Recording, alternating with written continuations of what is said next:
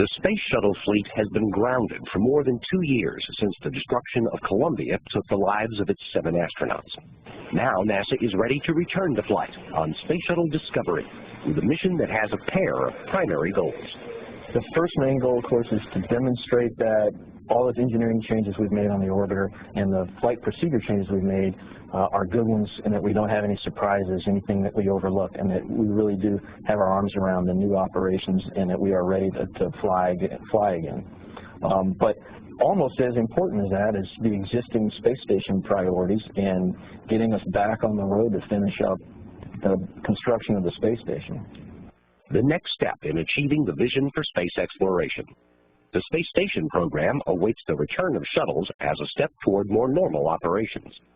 For us, it's going to be also very interesting to see that people are coming to station. We are increasing capability of the station, and being able to manage all this big crowd on the station is also kind of a challenging task. Commander Eileen Collins and her crew will demonstrate the results of NASA's work to implement the 3-step approach the Columbia Accident Investigation Board recommended to get shuttles safely back in orbit. And the first major one, obviously, was the tank was the proximate cause of the physical event. And so that was the first thing we had to attack, was go after the external tank. And I think one of the most critical things we did, which is probably overlooked, is we didn't understand why foam was coming off. They understand now the very complex mechanisms, the unexpectedly complex mechanisms that can lead to foam release, and they've taken steps to mitigate those mechanisms whereby gases can get entrapped into the foam and then expand and pop the foam off. So that problem has been resolved. And the area from where the foam that hit Columbia's wing came from? The bipod ramp has been redesigned to use heaters to prevent ice buildup. There will be no foam there at all. Second step, improve the ability to detect damage. More and better cameras with improved resolution have been added at the launch site. Airborne cameras will also track the orbiter's flight downrange, and the launch is timed so that all this activity occurs in daylight. The first new wrinkle for the crew comes as the external tank separates from the shuttle. My first job is to film the external tank right after separation from the space shuttle. And we will use the camcorder and also digital still photography to film the external tank, make sure there's no huge debris falling off or the huge parts are missing in the tank. Those pictures, shot while the tank is closer to the shuttle than ever before, and the data from a new set of sensors built into the wing leading edges will be downlinked to the ground the same day so engineers can start looking for damage. Flight Day 2 is devoted to a thorough examination of Discovery's heat shielding. This inspection employs the new Orbiter Boom Sensor System, a 50-foot-long extension for the shuttle robot arm containing a camera and 2 laser sensors. They basically would take a contour type map in which engineers on the ground would then spend hours of time poring over, analyzing aerothermal dynamically to see what the flow field is in these damaged regions, what the heating is in these damaged regions, and whether or not it's critical or not that we would have to do something. Inspections continue during the rendezvous with the International Space Station. Collins flies a standard approach from below, but stops at a range of 600 feet. 600 feet below the station, we'll start a pitch-around maneuver, and it goes very slow. It's less than 1 degree per second, and we'll expose the bottom of the orbiter to the crew on the space station. And Sergei and I will have electronic still cameras, and we will do a detailed photo survey of the outside of the shuttle, and then we'll quickly downlink the photos back to the ground and let the experts on the ground analyze in detail the condition of the thermal protection system. After docking, the station's robot arm will pick up the boom sensor and hand it to the shuttle arm, so further inspections can be done if needed. The station robot arm will be used to install the cargo module, Raffaello, on Flight Day 4. Mission Specialist Wendy Lawrence leads the 6 days' worth of transfers to and from the station, a job complicated by the cramped quarters. After 2 years of no shuttles, there's a lot of equipment on ISS waiting for a ride back to Earth. So we're actually going to have to move the returning items into the MPLM before we can take anything out, simply to create an area that we can move the incoming cargo to. So that's probably going to be the most challenging aspect, is trying to create enough space that we can actually transfer items out of the MPLM and find a place to put them on the space station.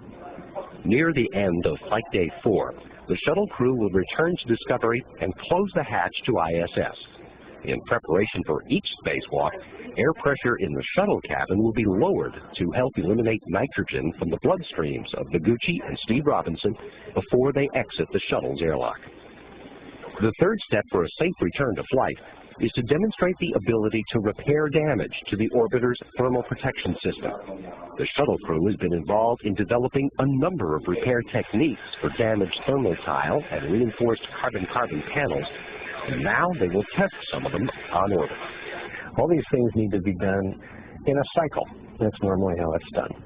And so we need to go as far as we can, go up and test what we found, come back and adjust based on the results of the test, and continue that cycle. On the first spacewalk, Robinson and Noguchi will go to a box in the shuttle payload bay that holds damaged tile and RCC panels and 2 repair materials. In one case, they'll paint thermal tiles with a substance called emittance wash, designed to coat small areas of damage and improve heat resistance.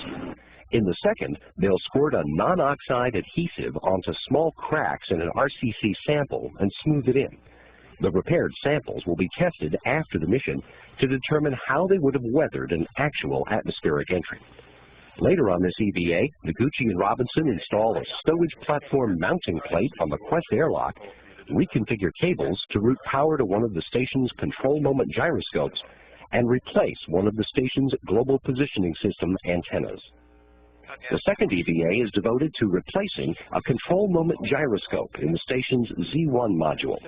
One of the 4 electrically powered gyros, which managed the station's attitude in orbit without consuming propellant, failed in June of 2002, and 4 operational CMGs will become necessary as the station grows in size. The choreography calls for Noguchi to ride the station arm up to meet Robinson at Z1, where they unbolt the failed gyroscope and remove it. Noguchi rides the arm down into the payload bay carrying the failed CMG and places it in temporary stowage. Then he and Robinson remove the replacement unit from the carrier, put the returning unit in that spot, and retrace the route back to Z1 to put the new gyroscope into place. On the mission's third spacewalk, Noguchi and Robinson install a camera stand and camera on the far port end of the station's integrated truss structure. Next, with the assistance of Canadarm2, they install on the Quest airlock a spare parts platform known as ESP-2. External storage platform number 2, and it has a couple of critical spares on it, like the main bus switching unit and the support module and a couple of the stanchion for the station cameras. Then, while they're in the area, Noguchi and Robinson remove 2 materials exposure experiments and install a new materials experiment on the P6 truss before cleaning up the payload bay and returning to Discovery's airlock. The delivery of supplies, including a new human research facility rack for the Destiny Laboratory, and the removal of unneeded materials from the station will continue in parallel with the spacewalks. The transfers conclude the day after the last EVA, when the MPLM is stowed back in the payload bay. The next day, Discovery and its crew undock from the International Space Station for the trip back home and a landing at the Kennedy Space Center, the first attempted since the loss of Columbia and its crew more than 2 years ago. I think everybody was ready for entry before. I think everybody was aware before, but obviously the awareness is far more heightened given Columbia. So I think until we hit wheel stop, I think there's going to be a lot more people out there, a lot more worried about what's happening. This flight crew and the thousands of people on the ground who work to make a safe return to flight possible are confident in their hardware and excited to be back to flying a spacecraft. We need to have a reason to do this. It's fun and exciting to do. That's not enough reason to do it. You've got to have a really viable, tangible reason. And to me, that reason is exploration. And going beyond the space station, and return to the Moon and return to Mars. And in a sense, this flight is a symbolic step in that direction.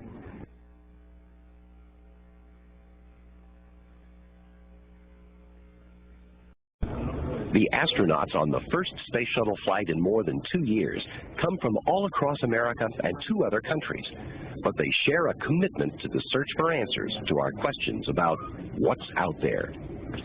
The commander, Eileen Collins, fell in love with flying as a child in her hometown of Elmira in upstate New York. She saved her money and took flying lessons, earned an ROTC scholarship to Syracuse, and received a bachelor's in mathematics and economics in 1978, the year that the Air Force first accepted women to train as pilots, and the year that NASA hired its first women astronauts. In the Air Force, Collins was a T-38 instructor, a transport commander and instructor, and a math teacher at the Air Force Academy before she was picked for the Air Force Test Pilot School, and in 1990 for the Astronaut Corps. Collins was the first woman space shuttle pilot in 1995 on the first Shuttle-Mir rendezvous flight. She made it on board the Russian station in 1997 on the 6th Shuttle-Mir docking mission, and made history again in 1999 as the first woman to ever command a space shuttle flight on the mission that deployed the Chandra X-ray Observatory. The retired Air Force colonel believes in the human need to explore and to fly in space. I think it's much, much safer than what our ancestors did in traveling across the Atlantic Ocean in an old ship. I mean, frankly, I think they were crazy doing that, but they wanted to do that, and we need to carry on. We need to carry on the human exploration of the universe that we live in, and frankly, I'm honored to be part of that. STS-114 is Collins' first flight to the International Space Station. For her pilot, it's his second trip. Air Force Lieutenant Colonel Jim Kelly from the southeastern Iowa town of Burlington was like many 5-year-olds of the time. He decided to become an astronaut when he saw the first moon landing on television. Kelly earned a bachelor's in astronautical engineering with honors at the Air Force Academy, spent 8 years flying F-15s before moving to the Air Force Test Pilot School, and was selected for the astronaut program in 1996. I've always felt that we need to get out there and explore. I think personally we're way behind in going back to the moon, going on to Mars, like President Bush has laid out in his vision. When I was 5 growing up, I assumed that by the time I got to be 40, we'd have people on the moon. You know, we'd have people going to Mars. So a lot of it is just tied up with the whole way I look at life, which is we need to be out there exploring, pressing on further, and moving faster to get out there. Kelly made his first trip to orbit in 2001 as the pilot on the first mission to change out crews on the International Space Station. One of his crewmates from that flight, Andy Thomas, joins him again on this mission. Exploration and adventure captured the imagination of young Andy Thomas when he watched on television as men flew in space and as Americans landed on the moon. Born and raised in Adelaide, Australia, Thomas didn't see becoming an astronaut himself, but his interest led him to study engineering. A few years after earning a bachelor's in mechanical engineering at the University of Adelaide, Thomas started his career in the United States as a research scientist. 10 years later, he joined NASA's Jet Propulsion Laboratory researching microgravity materials processing, and then the astronaut program in 1992, where he got a chance for a new role in the effort to move the species off the planet. I see that as a very logical progression in the idea of human exploration, of going out initially in ships from the civilization centers to the uncharted parts of the world, and I see the next step is going beyond the world, of course, out into the solar system. And I'd like to be part of that, and I'd like to help that process to happen, because I think it's an inevitable future that we do have to embrace. The naturalized U.S. citizen made his first space flight on the Space Commercialization and Technology Demonstration Flight in 1996. His second mission, as the last American to live and work on Russia's Mir space station in 1998, lasted 141 days. In 2001, he flew on the first crew exchange mission to ISS, then spent 2 years as the Deputy Chief of the Astronaut Office at NASA's Johnson Space Center. One of the shuttle crew members who brought Thomas home from Mir is a crewmate on this flight. Navy Captain Wendy Lawrence was born in Jacksonville, Florida, but spent most of her youth in Southern California. She credits her mother's foresight in sitting her down in front of the TV in July of 1969 for having grown up with a goal and a purpose for her life. I grew up in Southern California during the late 60s. And it was a very troubled time for our country. And it would have been very easy for me to slip into somewhat of a laid-back lifestyle. I mean, most of my friends were interested in going to the beach and learning how to surf. But I got bitten by the space bug, and that's what kept me in school, and that's what kept me pushing myself to be all that I can become. From high school in Alexandria, Virginia, Lawrence won appointment to the U.S. Naval Academy, where she earned a Bachelor of Science degree in Ocean Engineering and rowed crew. The third-generation naval aviator became an astronaut in 1992. After her first spaceflight on the Astro 2 mission in 1995, Lawrence served as NASA's Director of Operations in Russia before training for a tour of duty on Mir herself. That assignment ended when Russian officials determined she was too short to safely conduct a spacewalk in a Russian spacesuit.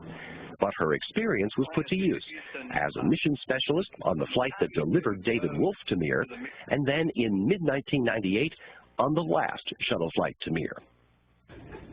Dr. Steve Robinson was born in Sacramento and grew up in Moraga, California, near Oakland, just in time to get swept up in the excitement of the first American space flights. You know, Al Shepard and Gus Grissom and John Glenn, they were the heroes of every kid in the neighborhood, and they really stayed that way for me. And you know, as I grew up, there was lots of other things I wanted to do. I wanted to be a biologist and a musician and an artist. But I never stopped wanting to fly and wanting to fly in space. Robinson started work for NASA in 1975 as a co-op at the Ames Research Center while he was a student at the University of California at Davis. A year after earning his bachelor's degree in mechanical and aeronautical engineering, he started work at Ames full-time as a research scientist. Robinson transferred to NASA's Langley Research Center in 1990 and was selected as an astronaut in 1994. He made his first shuttle flight on a 12-day research mission in 1997. His second trip to orbit was a 1998 flight devoted to medical and materials research. And when Discovery left the launch pad that day, Robinson was in the seat next to his hero, John Glenn, and was the first to welcome him back to space. Robinson's spacewalking partner is one of this mission's first-time flyers. Soichi Noguchi was born in Yokohama, Japan, and grew up in nearby Chigasaki, the son of an engineer. He first thought of becoming an astronaut at age 16 when he watched the first space shuttle launch on TV and considered it a new era in space exploration. Japan's space agency had no astronauts at the time, so Noguchi devoted himself to space-related technology, earning bachelor's and master's degrees in aeronautical engineering at the University of Tokyo. But in 1996, Noguchi was the Japanese space program's choice to join an astronaut training class in Houston. He's grateful to be working on a project that's providing more than just the technological guidance for the future of exploration.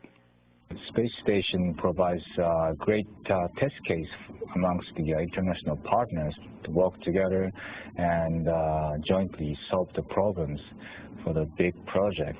And if we are going to go to Mars and beyond, I think the international cooperation is really vital to the success of the big project. So we can learn it from this ISS project.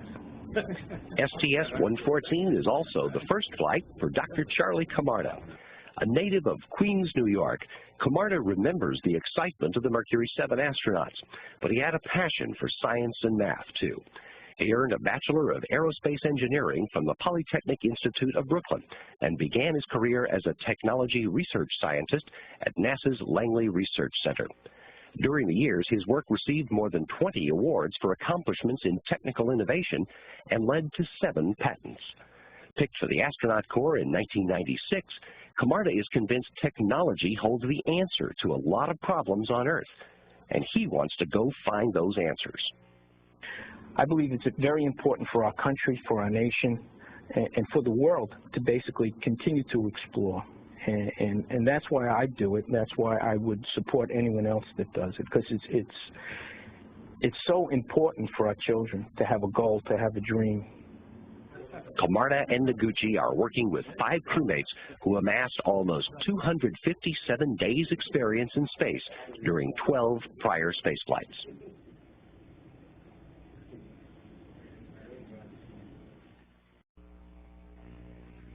Ever since the first sketches were drawn, the plans for a space station assumed there'd be some kind of shuttle flights to build the outpost and keep its crew supplied.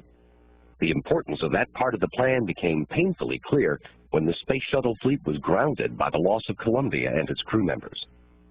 There was no immediate threat.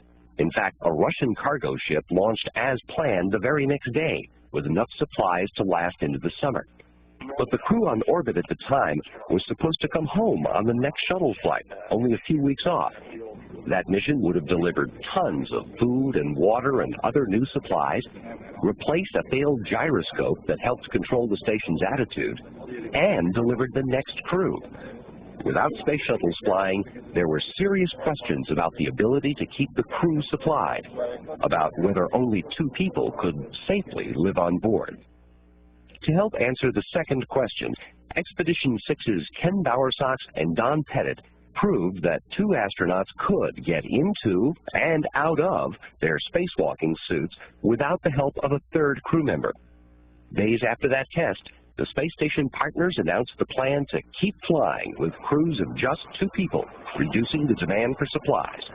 New crews would launch and land in the Russian Soyuz spacecraft, which would make Bowersox and Pettit the first American astronauts to ever land in a Soyuz. In late April, the station's first 2-man crew, Expedition 7 Commander Yuri Malenchenko and Flight Engineer Ed Liu, launched from the Baikonur Cosmodrome. But they didn't come just to be caretakers. Liu worked on a variety of physical sciences experiments in the Destiny Laboratory, and he and Malenchenko were subjects for research into how the body reacts to long periods of time away from Earth's gravity. Work with ultrasound equipment on board provided data on crew health that's being used to plan future long-distance missions, like ones back to the Moon and on to Mars. After 6 months on orbit, Expedition 7 handed off to Expedition 8. Commander Mike Foale and Flight Engineer Alexander Kaleri continued station science, and they kept up with station maintenance. And in February 2004, a year after the loss of Columbia, they did something no ISS crew had ever done before. They made a spacewalk together, leaving no one on board. Expedition 9 faced the unexpected too. Only hours after Commander Gennady Padalka and Flight Engineer Mike Fink arrived, one of the 4 control moment gyroscopes shut down when a power control box on the S0 truss segment failed. Since a second CMG had been out of service for more than a year at that point, it was important enough to send Padalka and Fink outside for repairs. And when they found during their preparations that the commander's suit wasn't providing proper cooling, there was another change of plans. The spacewalk would use Russian spacesuits and the Russian airlock, even though the work site was on the U.S. section of the station. The first attempt lasted just 14 minutes due to a pressure problem in Fink's primary oxygen tank. That problem was resolved, and a week later the spacewalkers floated out of the Russian airlock, moved to the forward end of Zarya, and crawled on to the S0 truss segment, where they replaced the failed power module. The gyroscope operated without difficulty for 8.5 months, when the new circuit breaker failed. Power to that gyro will be rerouted around the failed breaker during a spacewalk on the Space Shuttle return to flight mission. Padalka and Fink completed 2 more spacewalks during their mission, 2 they had trained for in Russia, which included assembly tasks to prepare the station for a future European Space Agency cargo ship to dock to ISS. Like the other 2-man crews, Padalka and Fink took care of routine station maintenance, but they handled the non-routine as well, the way crews on future long-distance missions will have to. With a little help from his friends on the ground, Fink restored the cooling systems in the U.S. spacesuits with an unprecedented zero-G replacement of some of the system's internal components. And in doing all of that, they didn't neglect their scientific duties. In fact, Expedition 9 finished more than 100% of the planned science work, thanks to Fink volunteering for extra work during his off-duty weekends. The work continued on Expedition 10, even as another issue fought for attention. The food supply was running low, due in part to the fact that the space shuttles were grounded. The Christmas Day arrival of a Progress cargo ship with more than 2 tons of supplies solved the shortage, only days before Commander Leroy Chow and Flight Engineer Salijan Sharipov might have begun planning for a return to Earth. But they didn't have to, not for more than 2 years and counting, despite the difficulties. By finding a way to make it work, the International Space Station program has advanced science, moved forward on the vision for space exploration, and in the process achieved some milestones. 1,000 consecutive days of human operations on board ISS. First person to get married while on orbit. First whose wife had a baby while he was on orbit. The first U.S. astronaut to vote from space in a presidential election. Mike Foale became the most experienced American astronaut ever, with more than 374 days on orbit. Alexander Kaleri came home 5th all-time with almost 610 days. It was these men, speaking 100 years to the day after the Wright brothers' first powered flight, who noted that looking down on the tallest peaks on Earth suggested an analogy for the role of ISS in the future of space exploration. You have to form a base camp, and you have to put all your resources there and then work from that base camp further out to get to the peak. I think of the International Space Station like the base camp go to the moon, and I think the moon could be a great base camp to go on to Mars.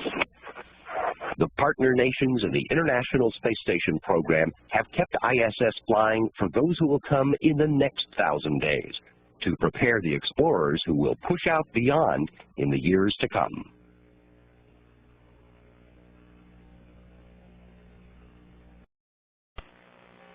The Columbia Accident Investigation Board concluded that a hole in Space Shuttle Columbia's port wing, caused by a piece of insulating foam from the external tank shortly after launch, allowed superheated air to enter the wing during entry and melt the aluminum structure, leading to loss of control, breakup of the orbiter, and the deaths of 7 astronauts. The CAIB also outlined what was needed for the safe return of the remaining shuttles to flight: preventing debris, detecting damage, making repairs, and changing the NASA culture. Since the shedding of insulating foam from the external tank was the most direct cause of the loss of Columbia and its crew, it received much of the attention. A lot of work has been done on the foam and its application. Workers have improved their techniques in applying foam in order to minimize air pockets that can trigger foam loss. The area around the bipod ramp, where the shuttle attaches to the external tank, has undergone a complete redesign. People will hear about the repairs to the bipod ramp. That's the area that we believe the foam came off from and struck the leading edge of Columbia. They've removed foam from that area. They're going to put heaters there instead to minimize formation of the ice. We think that's going to be a very, very successful fix. The thermal protection system, both the reinforced carbon-carbon wing leading edge panels and the thermal tiles, is more thoroughly analyzed before and after a mission, and shuttle flight preparations face more rigorous review. The shuttle crew will photograph the external tank shortly after reaching orbit, looking for any signs of large foam loss. This has been done on previous shuttle flights, but now the pictures will be taken with digital cameras and shipped to the ground for a quick review of the tank as it falls away from the orbiter. This is so important, it's such a high priority that the shuttle program is scheduling our launch for daytime. And in fact, the launch will be scheduled at a time such that we still have sunlight after we're in orbit and separate from the external tank. And that's how high priority it is. The daylight launch of the return-to-flight missions also improves other pictures and video taken during the ascent. This is going to be the most photographed space shuttle mission that's ever launched, believe me.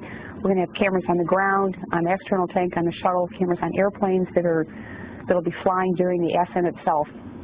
I have no doubt we're going to have plenty of pictures of this launch. Another new source of damage detection is the new and upgraded sensors in critical areas of the space shuttles. We have an array of sensors in each of the wings, the important starboard wing, and we'll be collecting data, a lot of data, that we will take a small percentage of that data and we will downlink to the ground for the engineers on the ground to get a quick look at what those wings experience in the way of acceleration loads and vibration loads, to basically potentially tell us if we did take a hit in a particular location. Once on orbit, the crew inspects the orbiter using a combination of laser imaging and robotics. The shuttle's robot arm will grapple a 50-foot extension called the OBSS to thoroughly examine the nose and both wings of the orbiter.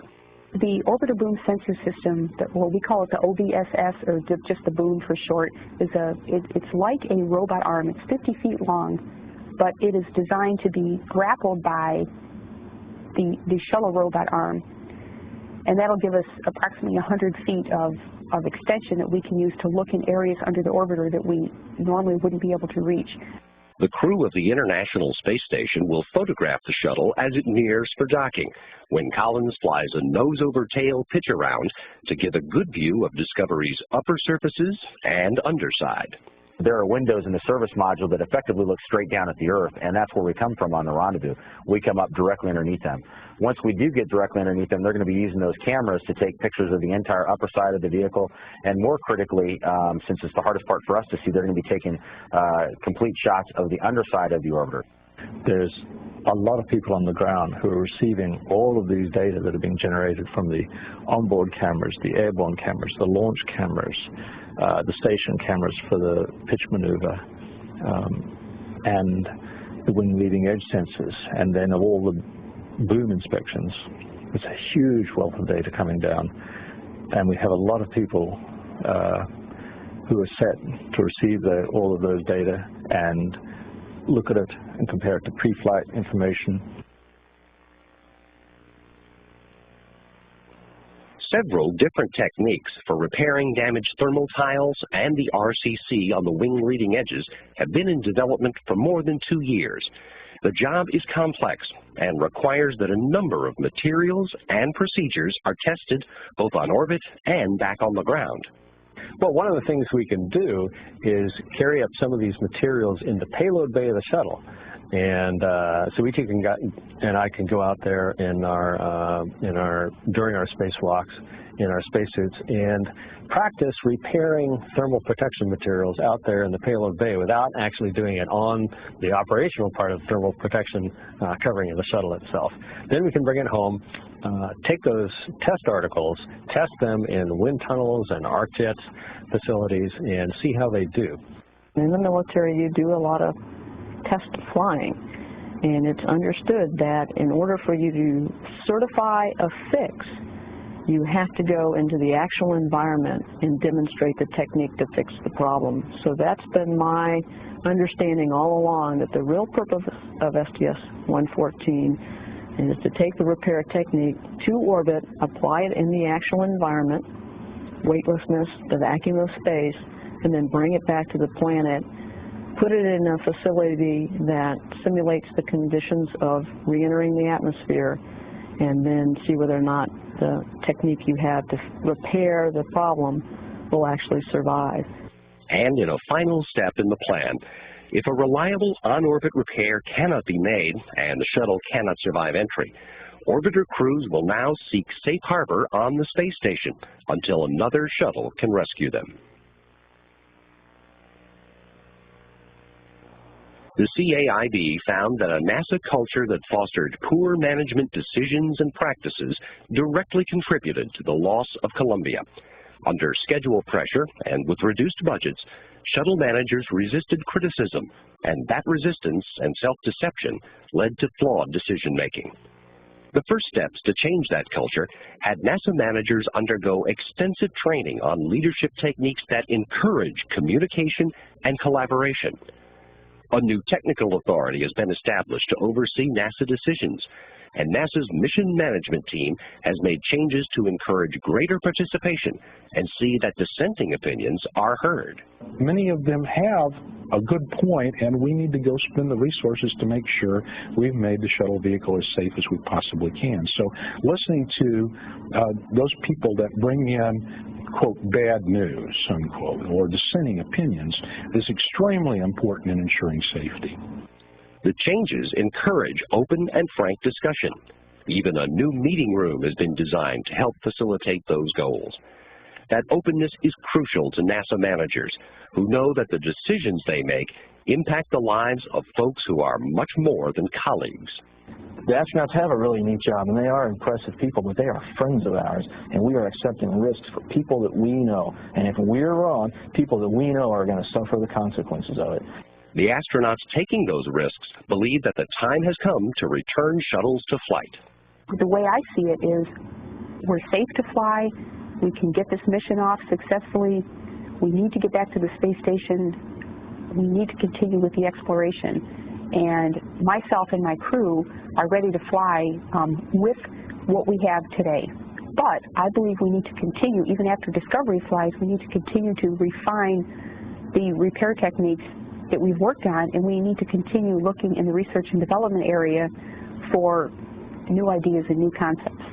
We are opening a new era, and I firmly believe this return to flight is the first step of the new space vision. We will bring the shuttle back to life, and the shuttle will continue the assembly of the ISS, and later we'll continue our journey to Moon, Mars, and beyond. After over 2 years of reflection, analysis, and hard work, the Space Shuttle is ready to resume its mission to complete the International Space Station and take the first steps in achieving the nation's vision for space exploration. Das erste Exemplar des verbesserten Treibstofftanks für die Raumfähre Discovery ist in Cape Canaveral eingetroffen. Für die NASA die wichtigste Komponente für den im Mai geplanten ersten Shuttle-Start seit der Columbia-Katastrophe vor 2 Jahren. Damals hatte sich ein Stück des Tanks gelöst und die Isolationsschicht beschädigt. Beim Eintauchen in die Atmosphäre brach die Columbia mit 7 Astronauten an Bord auseinander. Der neue Tank soll jetzt sicher sein.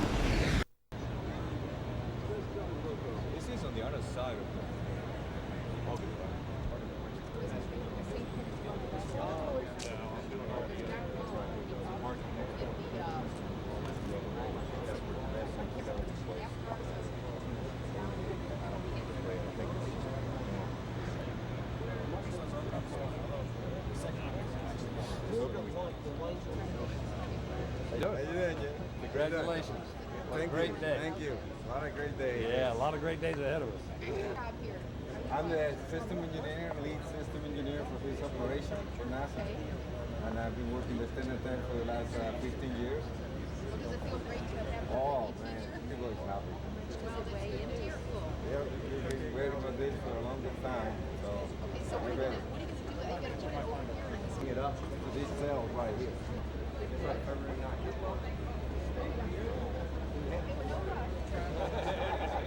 Don't feel schedule pressure. Vacation's already been done and the only so I appreciate that. We were here last month. Hopefully the heater will that whole big ramp next to the power ramp is there, next to the feed line, next to your cable tray. Yes, that whole that's your hydrogen power ramp, and then the one up on top is your lock. Oh, so it doesn't go the whole way? No. And the upper trooper is the thing would get it would do permanent protection to vibration. It's just cell pressurization line. Yeah, that's right. Okay. Want to see that? I don't know.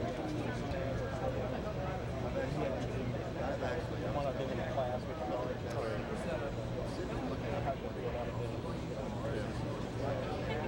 Okay, good. Because Paul looks at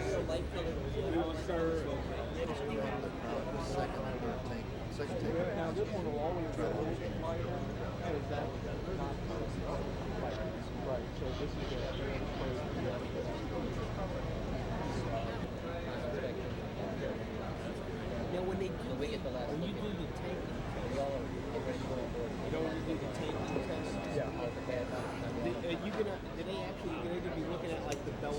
do it. Do all you want on the lap, see how well it works. Now we're going to get up to ice frost. First I worked for Brummer on 86 days. I was a plane.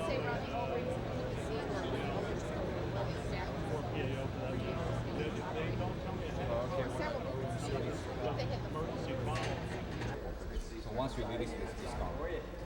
So yeah, on the other other stuff, should have this. Same as an RMS, it's the same design, the bubbles. Yeah. Then you got the ground plane with the jumps to the midsection. And then the curve is grounded. Just a little, yeah.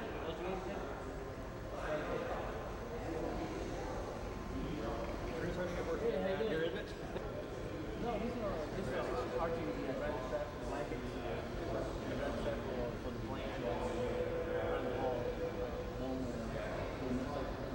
They're still doing some stuff there.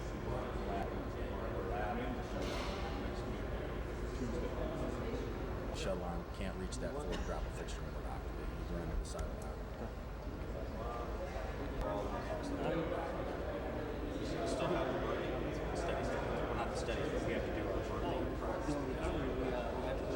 Sensitivity to X, Y, and Z. So you guys know how the arm sways and works.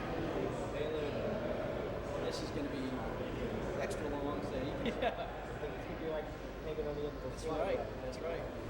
Exactly right. The cable comes to the outside, except when it comes to the midsection. Oh, that's what it is. Yeah, when the midsection goes this, it can be put off. Yeah, this one's going to run the same way.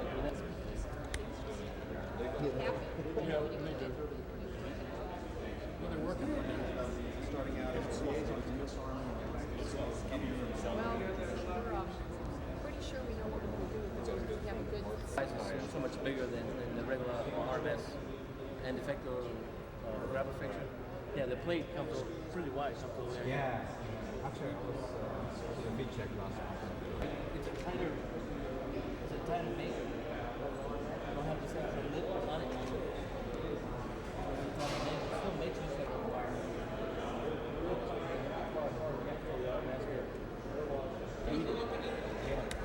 Unlike the arm where it's connected, right, where it's connected by the shoulder, this is a connector. So you got to hit this contact, that's where that MPM comes in. And you got this contact, so you're shimming it to see how close you get it. I mean, we get pretty good cues with the camera looking at this, so we can line it up pretty good in the front and back. But then, whether or not the silk performs, as to whether or not you get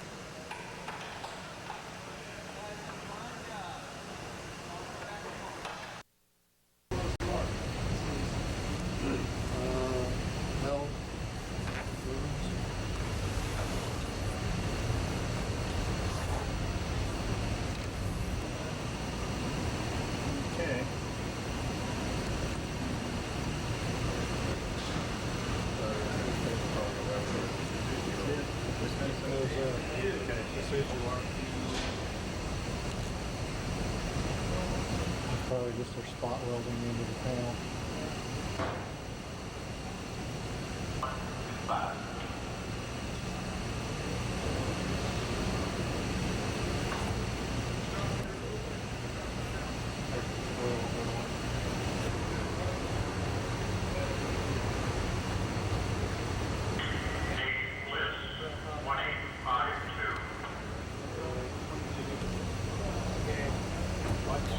Watch the top of it. Yep, got it. Okay. Yep, I'm ready. Now we just can't Where's your shim? We just can't preload.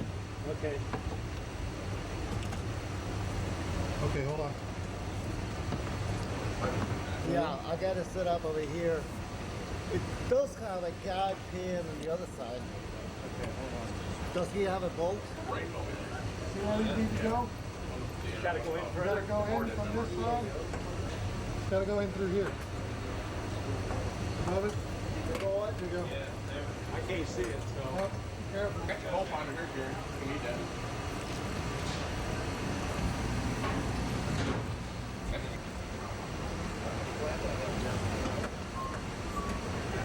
Put the bottom one in, okay? Okay. All right, Do go we need ahead. a washer on it or just No, there's no washer. Okay, fellas, she's up. This is the safety wire? Yes. You got the, is the flashlight down there? All right, I'll bring it down. I'll give you a little insight into the station program and what we've been doing. Again, the focus is really return to flight and getting the shuttle back flying again and getting back into operations, and that's really the focus of the mission. But at the same time, we're going to be doing some activities that will support the space station. We have three major elements in the shuttle bay that will be in there when they go out to the bay at the end of the month. That's the multi-purpose logistics module, the lightweight multi-purpose equipment carrier, and then a stowage platform, an ESP2, external storage platform number 2, that will be installed down in the vehicle. And all those carry components for station, and I'll describe those a little bit. What I'll do now is I'll go to a video and show you some of the hardware that we've been getting ready down at the Cape and how that's been going. These are some of the racks that will be flying inside the multi-purpose logistics module. This is the HRF2 rack that's getting ready to be installed. You'll see it get picked up by an arm and then installed into the multi-purpose logistics module. At this point, all the racks have been installed in the multi-purpose logistics module. All the equipment is stowed. It's essentially all ready to go and be completed. There's a late stow that will occur today and tomorrow, and then essentially we'll close out the MPLM for flight early next week on Tuesday, and the MPLM then is ready to go into the canister on the 19th. So again, things are in very good shape from a multi-purpose logistics module. This is our control moment gyro. It's being picked up out of the storage crate. This is the control moment gyro that will replace CMG number 1 that's currently failed on board space station. It's being installed in the flight support equipment that you can see there that'll fly with it to orbit. It sits out on the lightweight MPES carrier. That activity has been all integrated and installed, and again, that's pretty much all ready to go. Just a final few blanket modifications and we need to do on the lightweight MPES carrier, but essentially it's ready to go fly. This is the external storage platform number 2. It carries some components below, some items for us. There's a fluid rotary couple joint that's there for a spare piece. You can see a FRAM attached side at the bottom. And again, the ESP2 is totally configured. It's all ready to go fly, and it'll be installed also in the canister next week. So again, the ESP2 is ready to go. So from a KSC processing standpoint, we're in good shape. Everything is ready to go. We've kind of, one thing that's kind of unique about this flight is we're not carrying up as much supplies as the MPLM could really carry. Our focus is really as much to return equipment from station. During these past 2 years, we've had quite a bit of equipment buildup on station. Some rendezvous units from the Russians are up there. We have an electron unit up there that we'd like to return. Obviously, the control moment gyro we'd like to get back. So not only are we bringing some equipment up, but probably more importantly, we're bringing back quite a bit of equipment, and that's important to us to do failure investigations and analysis there. Another piece of work we're doing is we're going to support the shuttle as it comes up and docks. We're going to do a rendezvous pitch maneuver, and I'll show you a video of that now. And again, what's going to happen there is as the shuttle approaches the station, it'll flip around and put the bottom of the orbiter towards station. On the Progress vehicle, we launched 2 cameras and 2 lenses to station, and those are on orbit now, and the crew will take pictures of the bottom of the orbiter to look for any damage, and then those pictures can be downlinked electronically to the ground, and the shuttle team can take a look at those and see if they see anything on the bottom of the shuttle that needs any additional analysis or any additional work or inspection. So again, this is one small way that the station can be used as kind of an observation platform to take a look at the bottom of the orbiter as it approaches. We've been checking out one of those cameras on orbit, and it's currently has a little malfunction in some of the firmware. We may choose to launch another camera on the Soyuz that's coming up here on April 15th if we need to, but right now we think we have adequate cameras on board. But in case we have another option to use the Soyuz to bring another camera up. And again, after this is done and the maneuver is complete, you'll get a chance to see some video of the crew, the Expedition 11 crew, doing some photography training here in Houston to prepare for this activity, where they actually use the cameras and the lenses. You can see them here in the training facility. You can see the cameras are kind of hung on some weight devices, so the cameras are essentially in 0G, just like they'll be in space. The crew's learning how to take pictures, how to focus and take pictures of the cameras. They're using the actual cameras and the actual lenses that they'll use on orbit. So our expedition crew that's getting ready to launch here on April 15th has been fully trained and is ready to support that activity. And then the last thing I'll show you is just a little bit of what's going on in terms of future flights and some other hardware that we have down at the Cape that's ready to go fly. We have a lot of hardware down there. We have the Node 2, which is just completed some thermal vacuum testing. It's essentially ready to go fly. It completed some final cleaning this week. The other things you'll see down in Florida, you'll see some of our truss elements. The P3, P4 truss is scheduled to be launched in December. We're removing some batteries from it and reinstalling some new batteries on it down at the Cape. This is the automated transfer vehicle over in ESA that was getting ready to go fly, and again, that's scheduled for launch next year. So from a general hardware standpoint, as Bill Reedy said, we're about 50% complete on station. We have our hardware is almost all ready to go down in Florida. It's all in pretty good flight configuration. We're doing some minor modifications to the solar arrays to help with the batteries and other things. But again, we're anxious and then ready to get back to flight. We look forward to this activity that's coming up, and the station program is ready to support. I am mindful of the fact that today we have a lot of folks present that haven't been following us on a day-to-day basis. So I need to, pardon me, take you back just a minute to what we've done over the last 2 years. Coming out of the Columbia accident, we knew that we had to take the bipod foam ramp that caused the accident off the external tank so that we would never have that type of accident occur to us again. And we have spent a huge amount of time working on the external tank. We brought a large group of folks from all around the country to our plant at Michoud in New Orleans to work with the external tank folks, and you're going to get a complete briefing on that later in this series. But I want you to know that it wasn't enough just to fix the immediate cause of the Columbia accident. We took a look at all the rest of the applications of foam on the external tank and all of the other things that could be an ascent debris hazard and cause damage to our thermal protection system. And we put a full court press together, working very hard to improve all of the aspects of the flight vehicle, the launch pad, everything that we could possibly think of that might be a source of hazard to the thermal protection system. We've spent hundreds of hours in testing, understanding the sources of these debris, the causes for foam, for example, to come off the tank. We've spent thousands of man-hours in developing new techniques to make sure that the foam in particular, but also other components of the flight vehicle do not come loose during the supersonic flight of the shuttle to the lower atmosphere as it climbs to orbit. And you're going to hear a lot about that in subsequent briefings. But having said all that and knowing all the effort that we have gone to reduce with an attempt to eliminate the ascent debris hazard, we recognized from the very beginning that we needed to be smarter than that. We needed to recognize the fact that we could run the risk of not being able to eliminate completely that debris. So we developed a strategy and a program, a defense in-depth strategy, if you want to think about it, that said not only are we going to work very hard on eliminating to the best of our ability the sources of debris that could cause damage to the thermal protection system to the orbiter, but we want to make sure that we get a thorough inspection of that heat shield before reentry. So we developed the orbiter boom sensor system. We installed sensors in the wing leading edge of the orbiter so it would detect impacts on the way up. We developed a maneuver that Bill Gerstenmaier just described to you so that we could get a look at all the thermal tiles.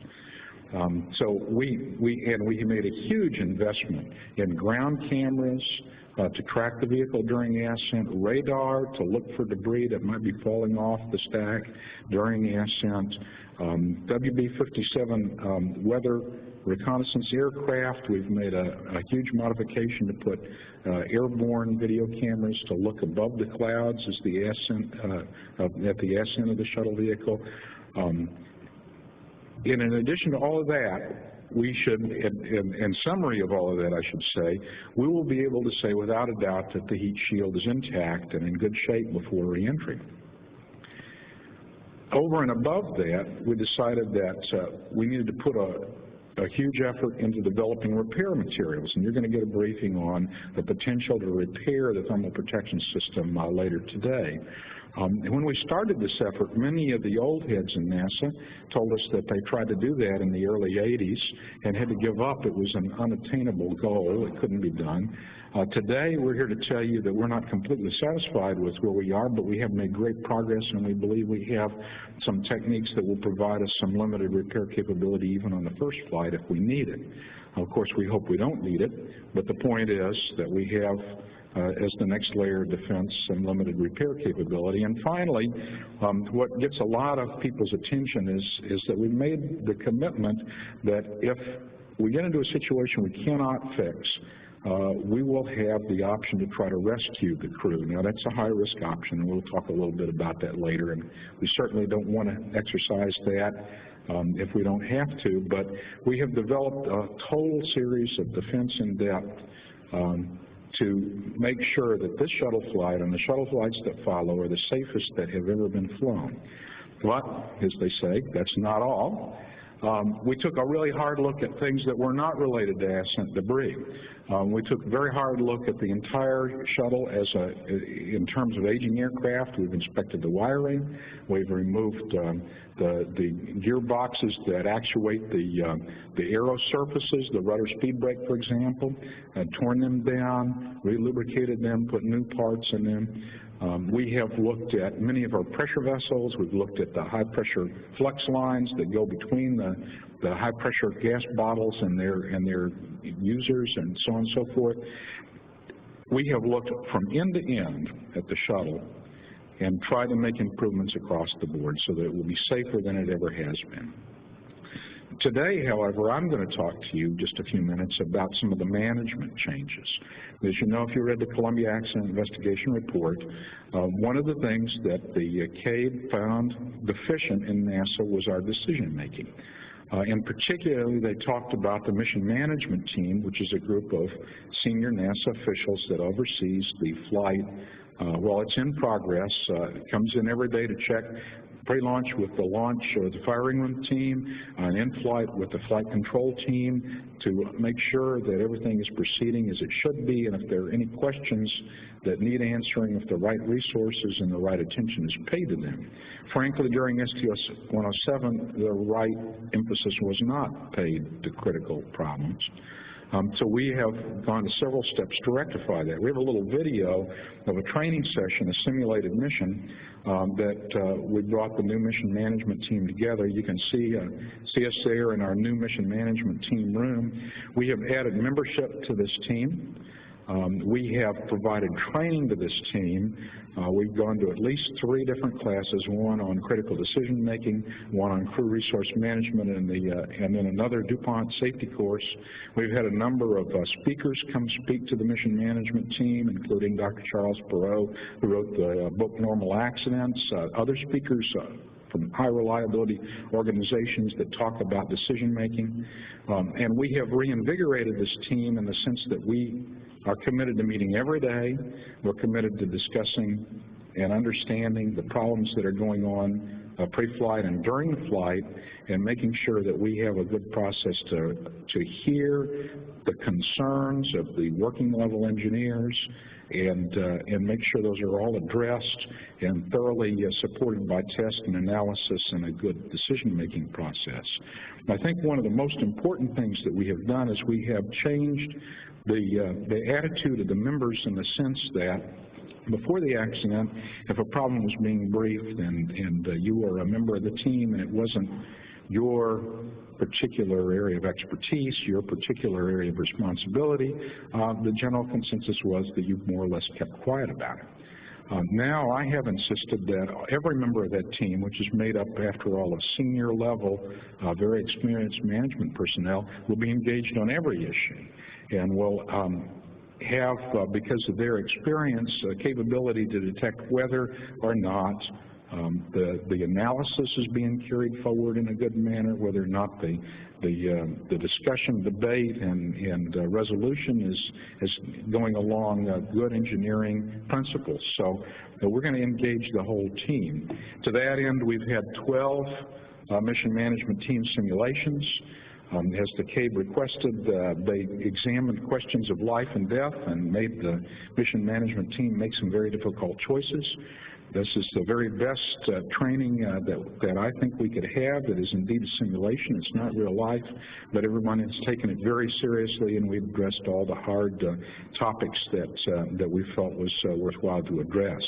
We had a number of outside observers come and watch us and coach us.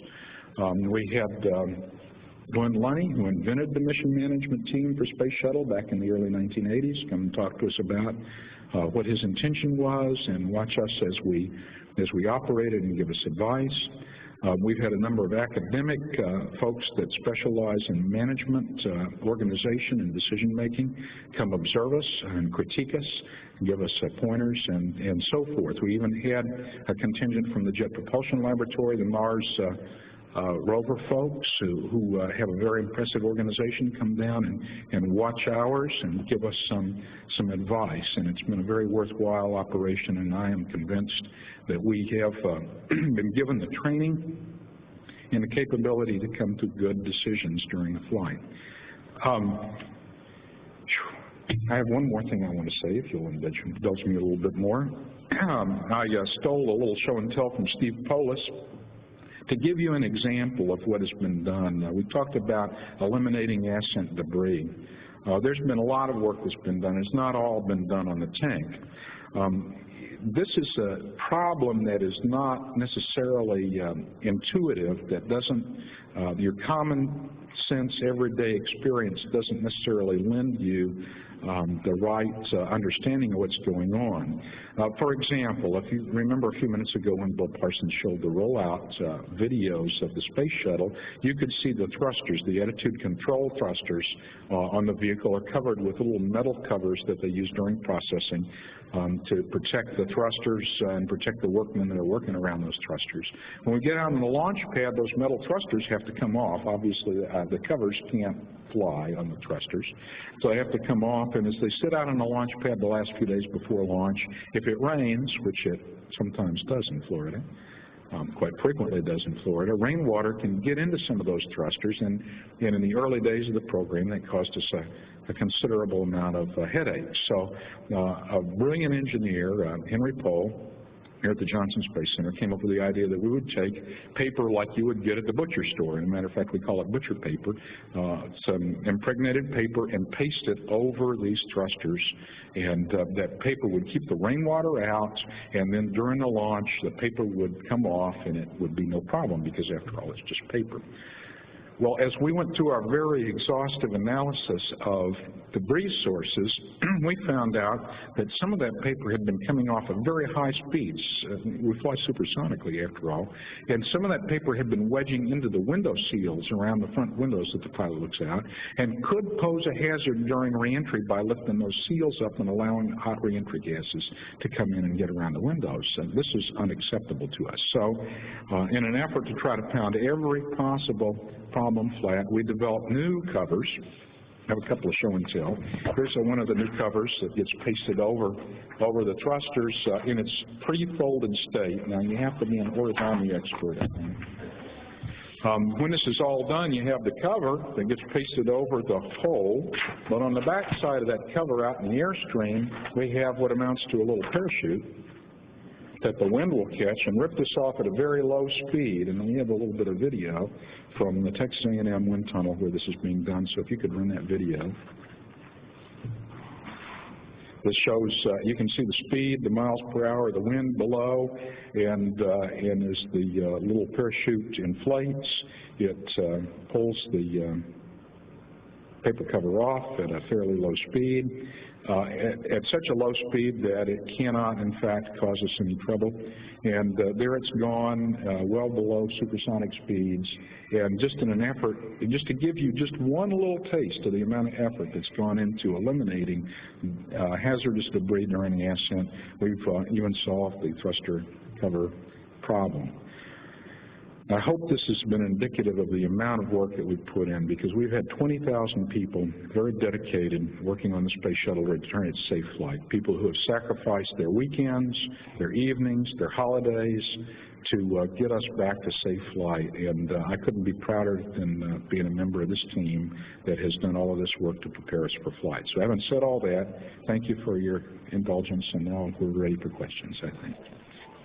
Mike Adams with the Orlando Sentinel, and my question is for Bill Parsons. Can you envision a scenario under which the shuttle would return to flight in the May-June timeframe if the Stafford-Covey group says that you have not met all the recommendations of the CAVE? Well, that's really kind of above my pay grade. I think that that the Covey Task Group makes recommendations to the administrator of NASA.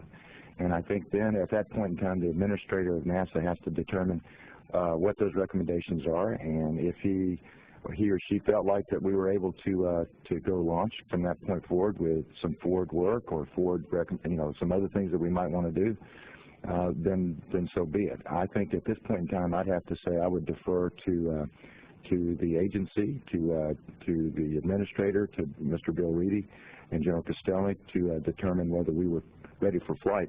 I think the vehicle will be out at the pad, and we'll be ready to go launch if we get the go from the administrator. And I have a follow-up question for Mr. Gerstenmaier. Talk about it, if you would, some of the efforts that are going on in the space station program right now to look at different sorts of completion scenarios and different shuttle flight rates through the end of the program, and what the configurations might look like. We've done a lot of analysis and looked at various configurations. we met with our international partners back in January in Montreal, and we kind of decided what the basic configuration of the space station is that they would like. And now we're taking a look at our projections for maintenance and utilization, what kind of scientific experiments we want to run, and see if there's anything we can do to change that. We've been just looking at a lot of different options to see what the right answer is, or if there is a right answer, and to just trade those things. So we've done quite a bit of analysis. We're still in the formulation stage looking at options. Again, it's going to be kind of critical to see how the actual vehicle performs. We've had very low failure rates on the inside in terms of the components that are up and operating. The equipment is doing very well compared to compared to the way it was designed to operate. We expected to see more failures than we're seeing today on the inside. We've not activated very much equipment on the outside. We have the radiators out there, and it's loaded with ammonia, or the system's loaded with ammonia. The radiators just have nitrogen in them today, but we haven't circulated any of that ammonia through the systems. So we don't know what those failure rates are going to be on the outside. So I think we need to operate the station a little bit, see how those failure rates are. Are they what we projected or not what we projected? And then that may change what our logistics resupplies are needed, and may change the number of shuttles that we need to go assemble stations. So I think it's still a little early to pick one configuration. We need to actually operate this station and get in more of the flight configuration or the final configuration of the station and see how it actually operates and how we actually use it before we can kind of home in a scenario. But we're doing lots of trades in those areas. No. Bill Harley with CBS for Wayne. I know we're going to get a briefing later from John Murator and those guys on debris and how you track that. But based on your understanding today, the one question that we can't get answered, and I don't think you have yet either, is can the maximum size debris that comes off the tank cause entry critical damage? That's an up or down question. And I realize you don't yet have final numbers. I know you got the debris verification thing coming today, I guess, or a bit later this week. But where does that stand in your mind right now with regard to that question? Do you expect debris off the tank in any circumstances to cause entry critical damage to tile specifically? And maybe if you could give us the schedule, how you guys are going to resolve all this before launch. And I have a follow-up if I can. Okay, Bill, I'm happy to answer that question. My understanding is that, we started testing on reinforced carbon-carbon. And spent a lot of time on that testing, and the tile testing has lagged behind, and so that's why some of the results are coming in here rather late before flight. We do have a full review coming forward Thursday, Friday, and Saturday, if we need it, of the debris field that may result during launch, and the results from that. And I don't have those numbers yet because, frankly, that review hasn't come forward. And folks have been working feverishly to take, it's not just a matter of having the test results, but you have to understand what the test results mean and then put them in a context. And there's a certain amount of analysis and expert evaluation that needs to go into that before you can come to any conclusion. Now, I'm not putting you off, but I will tell you that it's my studied opinion that there's still going to be the possibility that a golden BB could get us. We have done a huge amount of work to reduce the debris environment. We believe that we have taken significant risk reduction, but as of this day, and perhaps I'll be proven wrong during the review that we're going to have in the next few days, it's my understanding that we are still going to fly with some risk. And to characterize it otherwise, I think, would be inappropriate. Well, just to follow, you kind of answered that a bit, but if you, maybe in relative terms compared to where things were when 107 took off versus today, even though I know you don't have 1 in a million or 1 in 10,000 numbers, how do you look at it relative to what flew before? Well, I would tell you this. All of us in senior management are going to get a chance to decide in the flight readiness review whether or not we believe that it is acceptably safe to go fly. And my understanding, if the data comes out the way my preliminary readings are, I believe it's going to be acceptably safe to go fly. We have substantially reduced the hazard, driven it very, very low, but we have not, and again, I could be mistaken about this, and folks may update me, I don't think we've driven it to zero. So there's still going to be some risk, and We have, and I can't give you numbers, Bill. You know, it hurts me as an engineer to not be able to say, you know, here is a precise number. But I will tell you that it's my understanding that we have substantially reduced the risk. We have eliminated all the hazards that we know of. We have done basically everything we know to do to reduce the essence debris hazard. And having said all that, there will still be some residual risk. So I'm going to get Seth, Tracy, and then Marcia. Seth Ornstein, Night Ritter Newspapers for Wayne.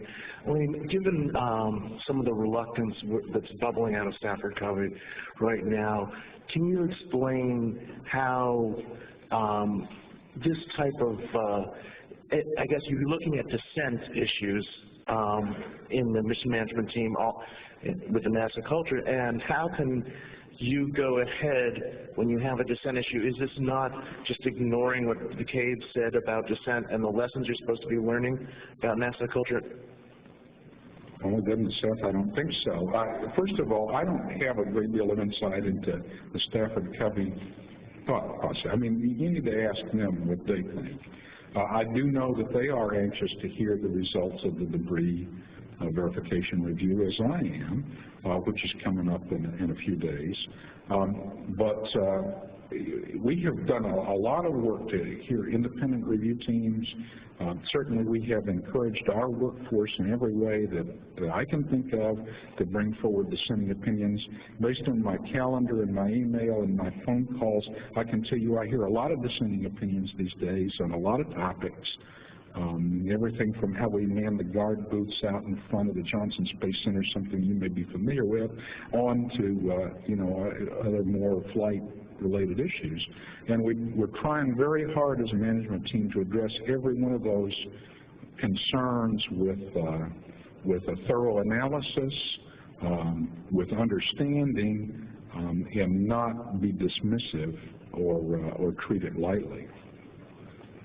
Just to follow up, in terms of, can you give us examples of two dissenting opinions that you have then adopted and two that you decided to just ignore or decided not to follow? We had very recently, we had a very serious discussion. We had an independent team looking at the P0 umbilicals. Now you may recall on STS-114 we had a failure where half the signals that actuate the pyrotechnics that released the shuttle from the launch pad failed to get to their intended destination. Everything worked fine because we were a redundant system, but it scared us. It shouldn't work that way. And we had an investigation that actually started before the Columbia accident, and some things were done. After the accident, we decided we needed to take another look at that. Still, we're getting some concerns, so we instituted an independent team to take a look at that. I came back, these are retired or senior NASA type folks. I came back with some more concerns. We worked through that, and just last week we heard their final report, and they in fact had a couple of recommendations that they thought we needed to do even more.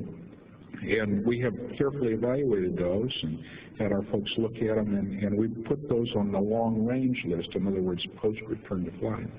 So that is a shining process, I think, of how we listen to folks that have concerns, make sure that we address all those concerns and categorize them properly. And there was a list of over 25 concerns that came through the various levels of review that probably didn't come out in the first review.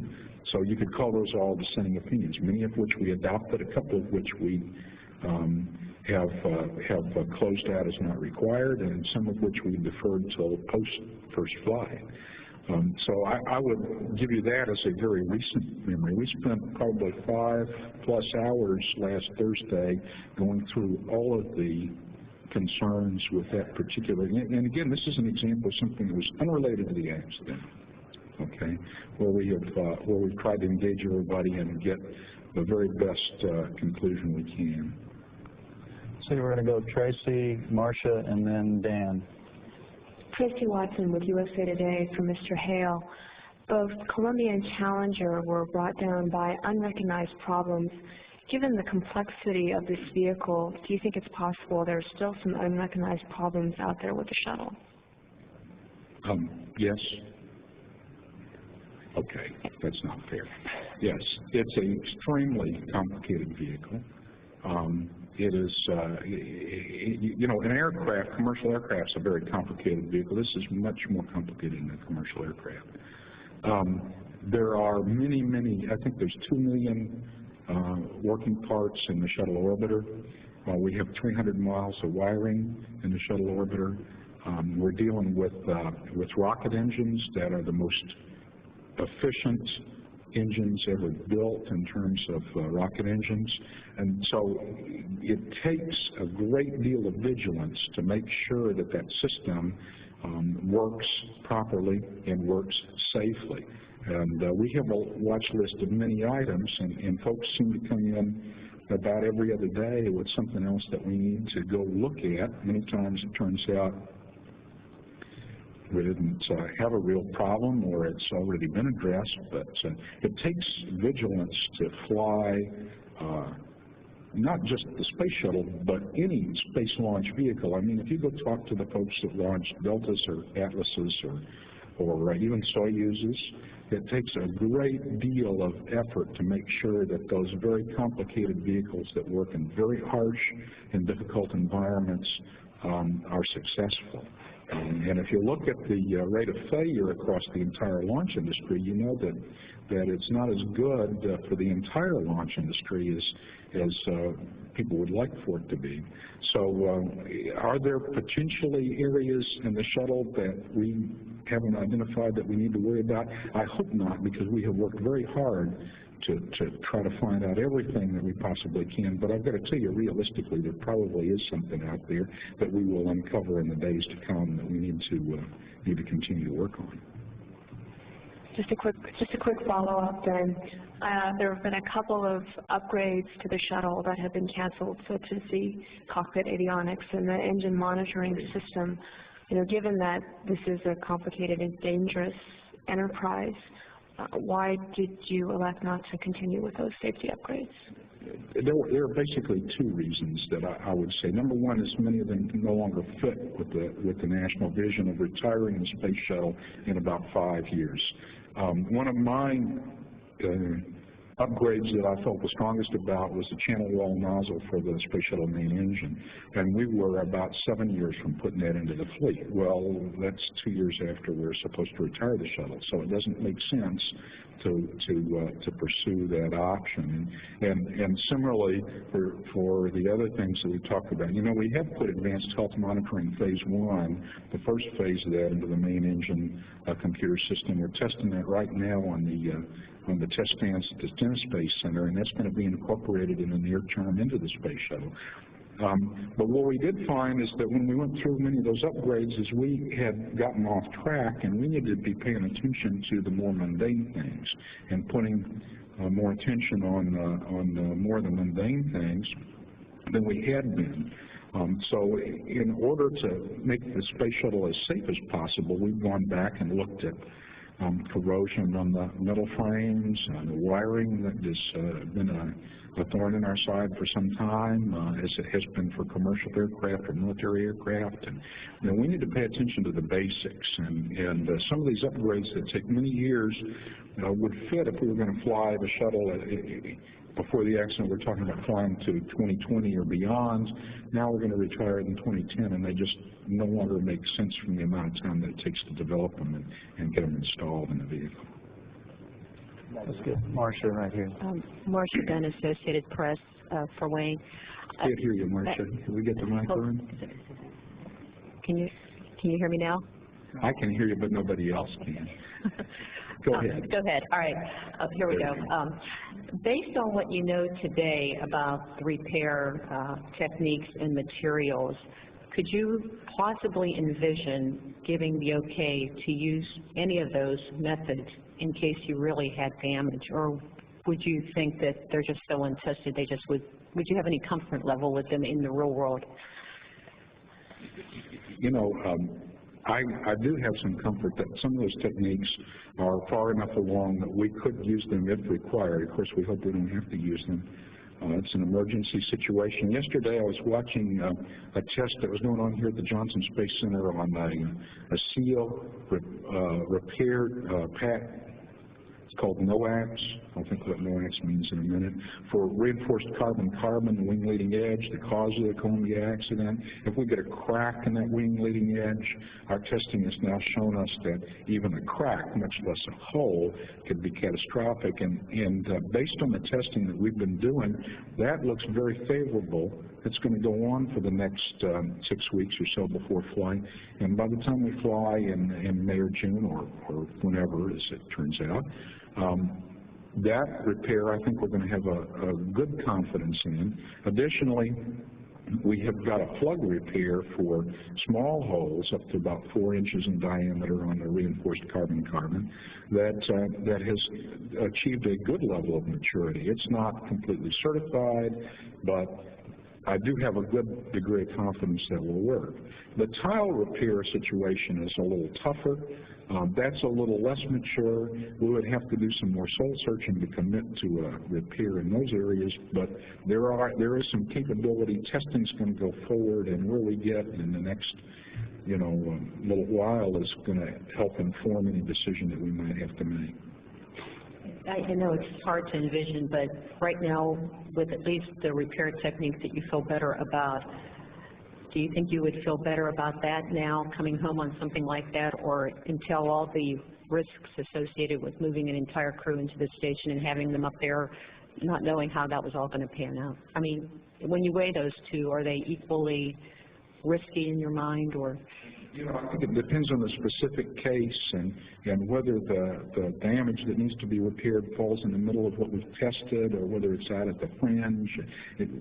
So you have to weigh all the factors. I will tell you that the prospect of leaving a crew on the International Space Station for an extended period of time and trying to launch a rescue mission is risky.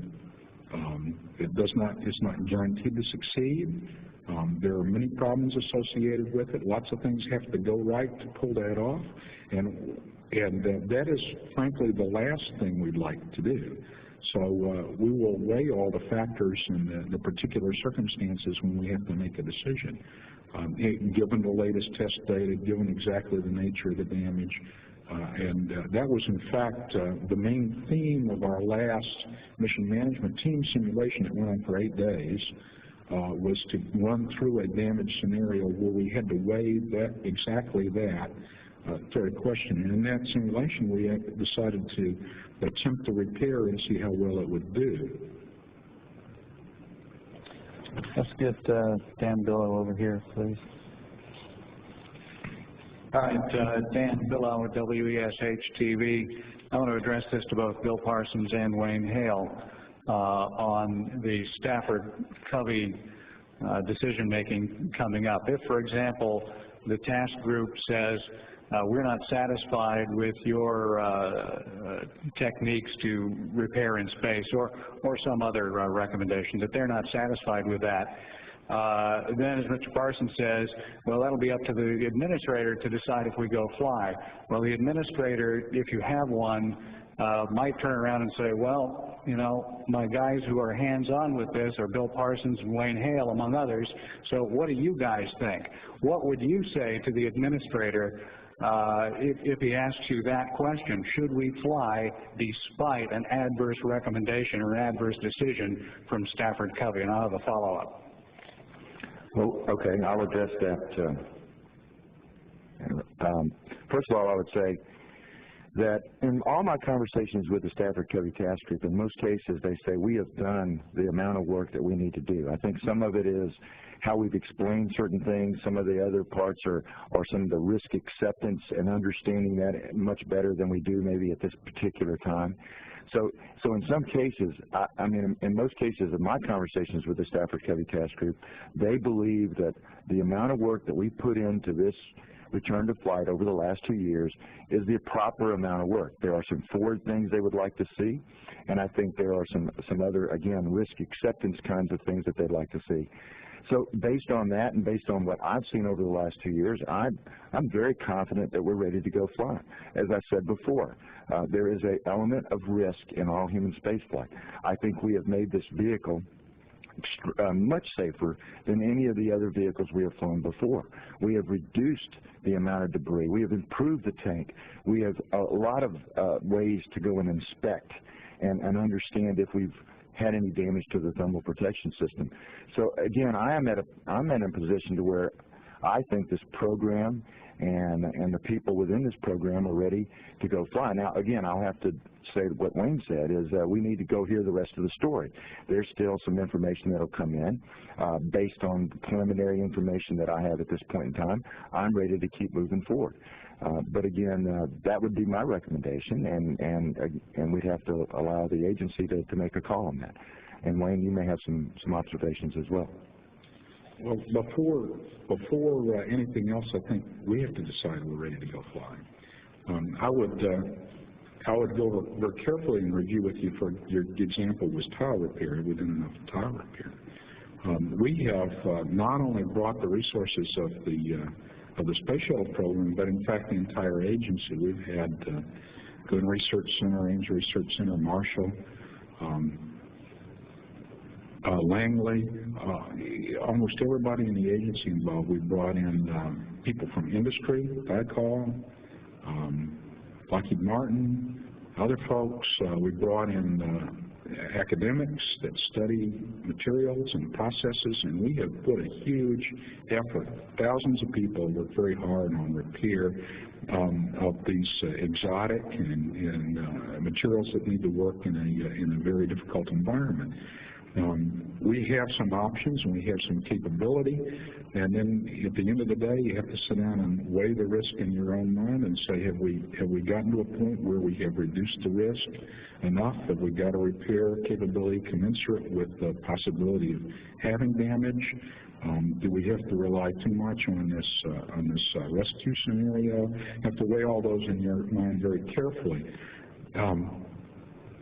To my way of thinking, we are heading in a direction where my judgment is it'll be good to fly. We have not heard the entire story. We have about 6 weeks to go here. At that point, we'll present Stafford Covey what we've got. Actually, before that point, we're presenting all along to them, and they have to make a judgment. If their judgment is different than ours, then in fact, I think it becomes an agency-level question or even a national question. So I'm not prepared to second-guess what might happen at that point. And the follow-up on the damage scenario, where you might have ascent damage. Mr. Haley said a few minutes ago we really substantially reduced the risk of that, but the risk is not zero. Would you tell us how you, whether that reconciles perfectly in your mind with the CABE recommendation, which says initiate an aggressive program to eliminate all external tank thermal protection system debris shedding at the source?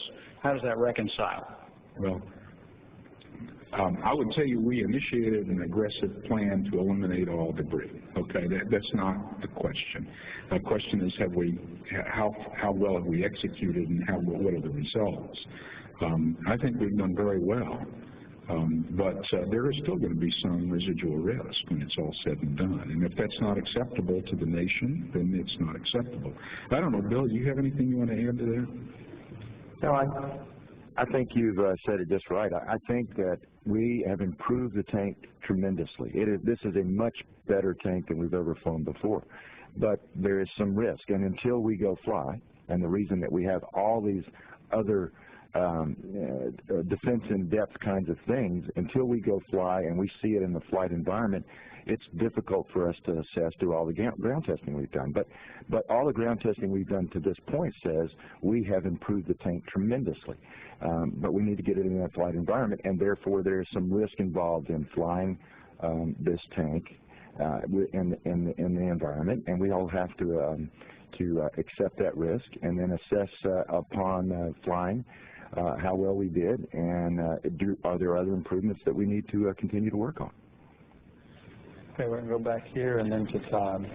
Mark Simpkin, the Australian Broadcasting Corporation. Mr. Hale, could you just talk us through some of the practicalities and impracticalities of the rescue scenario?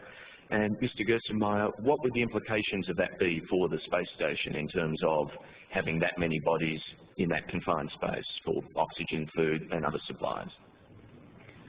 Well, the principal problem with the rescue scenario is launching the next shuttle. Now, we put together a plan that would indicate we could launch the Atlantis within about 32 days following the launch of Discovery if necessary.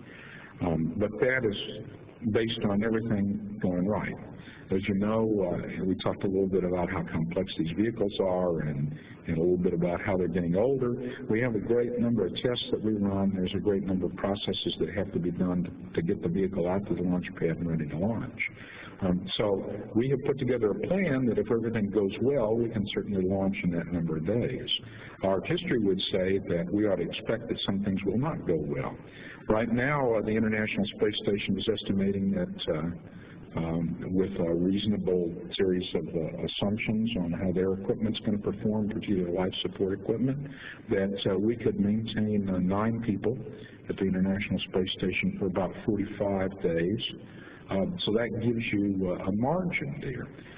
I did a little study about how many flights that we have rolled out to the launch pad and actually launched within about 10 days of when we said we were going to launch them.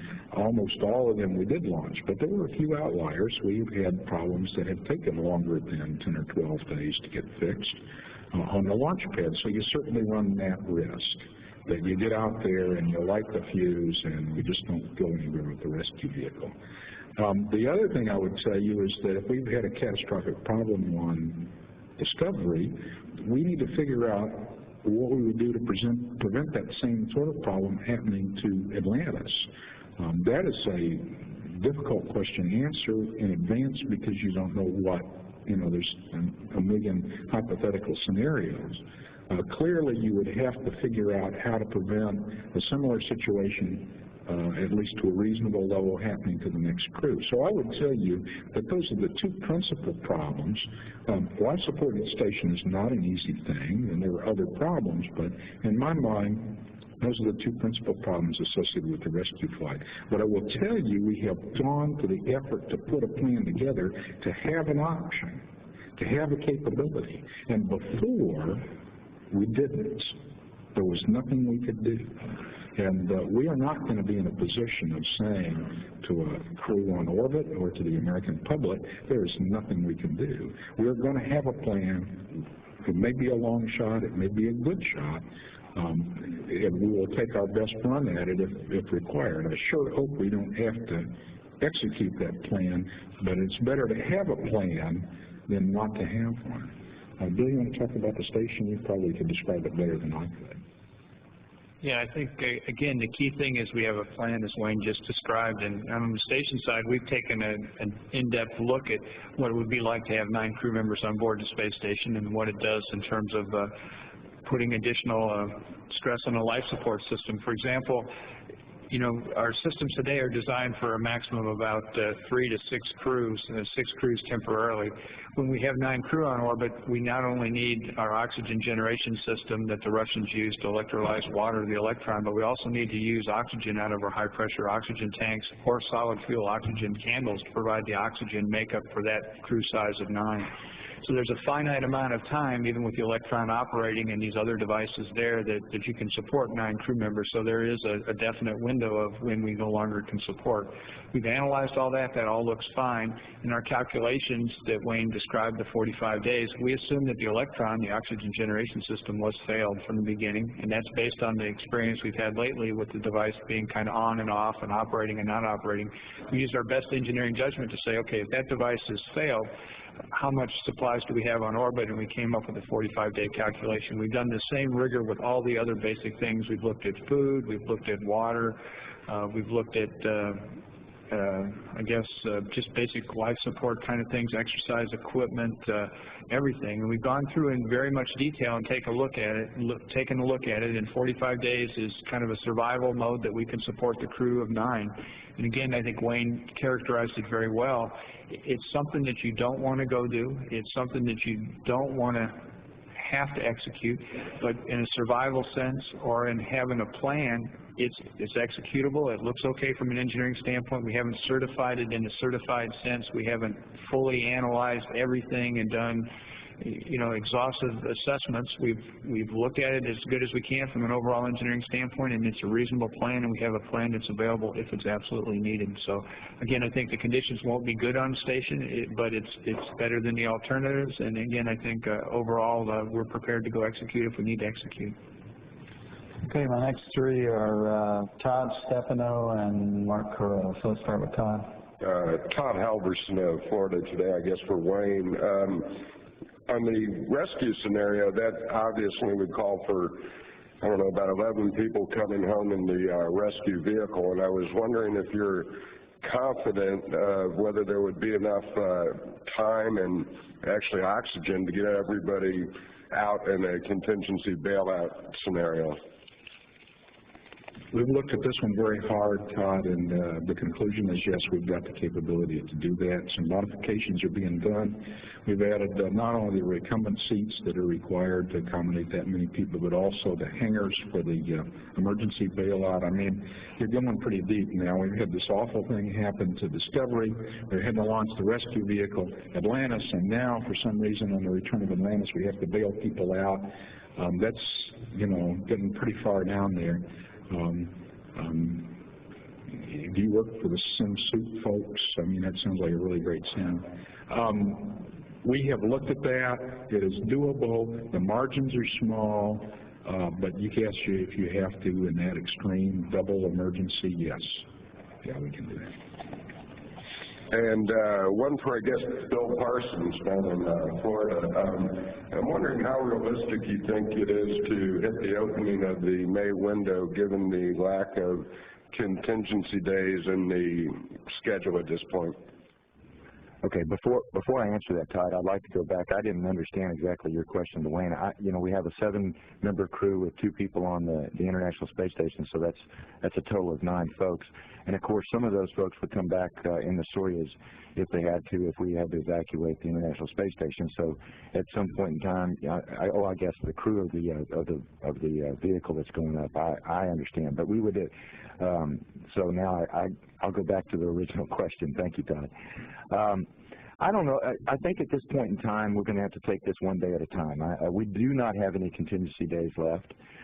We are trying to plan this out. At this point in time, until we get rolled out to the pad, it's difficult for us to assess when we may be able to do the tanking test. Currently, the tanking test, if we roll as originally planned tomorrow morning, then the tanking test on the 14th is doable. But we need to get out to the pad and start some of that serial work that needs to be complete before we do the tanking test. At that point, after the tanking test, I think we'll reassess our capability to make the launch date. The launch, you know, the May 15th is just a goal. It's just the opening of the window. We will have to assess this over the next 30, 40 days to see where we're getting to. We have no issue with moving that launch date to the right if we need to. And the good thing is we have until June the 3rd. So I think that currently when you have no contingency days going into this flow, and we haven't done this in quite some time, and the fact that that we are being much more meticulous than we have been ever in the past. Therefore, I would say it's fairly, you know, 50-50 right now to make the opening of the window. But we're going to keep marching towards that, and at some point in time, we'll make the right assessments to move that launch date to the right if required. Let's see, I've got 15 minutes left, so if you guys can try to limit it to one question, I'll try to get to as many of you as I can. The next 3, Stefano, Mark, and then Jim Oberg. Stefano Colodano for Popular Mechanics. During the final rendezvous maneuver, actually the RPM maneuver so-called, I've heard that you have only about 90 seconds or 93 seconds to do all of the survey. why is that so short, and is that enough time to catch whatever you may want to see? Well, let me see, Stefano, if I can. Let me see if I can. Am I good? There we go. Let me see if I can answer that question for you. We're rotating the orbiter at 0.3 of a degree a second, which is a pretty slow rate. The crew on board the International Space Station is using those cameras that you saw in the video earlier, taking high-resolution pictures. They took me over to the training simulator, and even I was able to take 2 rounds of the necessary pictures in the amount of time available. If we don't get those pictures, we have contingency plans to use, or backup plans, I should say, not contingency plans, to use the OBSS arm to go and look. So, you know, it seems like a reasonable amount of time. The other thing you got to remember is, again, this is, you don't get anything for free. And one of our guiding principles in rendezvous and docking is when you're in proximity with another vehicle, the commander should never lose sight of the target vehicle in case you start drifting in toward them. So there is a modicum of risk that you take by putting the shuttle upside down and Eileen not having eyes on the space station. Now we're far enough out, the rates are low enough that the risk is not considered to be significant, but there's nothing for free in this business. There is always a trade. You always pay a price. And so the amount of time we got is plenty of time. We don't think we run a significant risk. If you were to extend that time significantly, then your risk starts going up of other hazards. So I think we're in the right place on that inspection. Okay, let's go to Mark and then Jim. Mark Carruth from the Houston Chronicle. I have a question and hopefully a quick follow. For Bill Parsons, to those who might think NASA's really rushing back to flight, would more time substantially improve the safety efforts that you're making now? Mark, I think that that at this point we have made the design modifications to this vehicle. We have done everything we can to ensure the safety of this vehicle. We have processed this vehicle over the last 2 years, and some of the things that Wayne told you about, all the wiring inspections and the rudder speed brake and the body flap and all the different things that we've done to ensure that the orbiter's safe as well as the external tank, the different things we've done in the thermal protection system, the mapping of that thermal protection system, the NDE that we did on the reinforced carbon-carbon or the leading edge of the wing. We have done all these things, and we have taken the amount of time required to do the things that we thought were necessary to ensure that this vehicle is the safest vehicle ever. In any case, if we had to go do other major redesigns, it would take a tremendous amount of time that we would have to take up while the space station was trying to remain on orbit and remain safe. And so I think at this point in time, we have done everything that we could, and we had the proper amount of time. I've never felt any pressure on time to get this done. The International Space Station has been safe. Bill Gerstenmaier and his team has just done a fantastic job keeping the International Space Station crewed and keeping it in operation and continuing the work that they needed to do. And we've just gone along and done all the things that we thought we needed to do. So I think the time in front of us to go make this vehicle any safer would be years, not months. And therefore, I think we're right on the right timeline to return to flight. Thanks, and I had a follow-up for Wayne Hale. You mentioned, I think, at the beginning that there is risk involved in this. You can't take it all out. Why is this worth the risk in your mind at this point to forge ahead? Well, Mark, I'm a passionate believer that space exploration is important for our future. And I can give you a long dissertation on that probably some other time. I really do believe it's important, and I believe that this nation has the fiscal and other resources to explore the universe. And we've got a really good vision that at the national level of how we are going to proceed as an agency, as a nation, and indeed with our international partners to explore the solar system. But everybody keeps looking back at Mr. Parsons and myself and the others of us in the Space Shuttle program is saying the first step on the vision is returning the Space Shuttle to safe flight and then assembling the International Space Station. And so I take it very seriously. This is, I think, in many ways, a competency test for us as an agency if we can return the Space Shuttle safely to flight and complete the International Space Station, then we will have demonstrated that we have not just the technical ability, but the right approach to taking risk and the right approach to managing that will enable us to go forward. And if we fail in that effort, then we probably have failed to demonstrate the competency to carry out the mission at all. So we'll start with Jim and then Beth. Thanks, Wayne. I appreciate those covers over the RCS nozzles. The back of my envelope here tells me that those covers have been coming off several hundred feet up. You have tile-sized white blips coming down the orbiter. At the same time, your new camera systems are looking for tiles coming off the orbiter. Can you address the issue of where you find that some solutions to some problems step on the solutions to other problems? Well, Jim, for those of you that don't know, Jim Wilburn used to work with me in the propulsion area, and we used to worry about these thrusters together in mission control many years ago when we were young. And yes, that's the nature of this business, is every solution comes with a price. The covers you're going to see come off just off the launch pad. I wanted to also show this so you didn't become alarmed when you see, okay, they're worried about debris, and yet we see these something on all the pictures coming off the front of the orbiter early in the launch phase. Well, it's just the paper covers. We have sufficient coverage with all our cameras, both the near pad cameras, the medium range trackers. At last count, there was something like 107 different video and film cameras looking at the shuttle during the ascent phase, I think, to really characterize what's coming off and where it's coming off from. But we're not relying on that. The on-orbit inspection, of course, will tell the tale of what we really have when we get to orbit.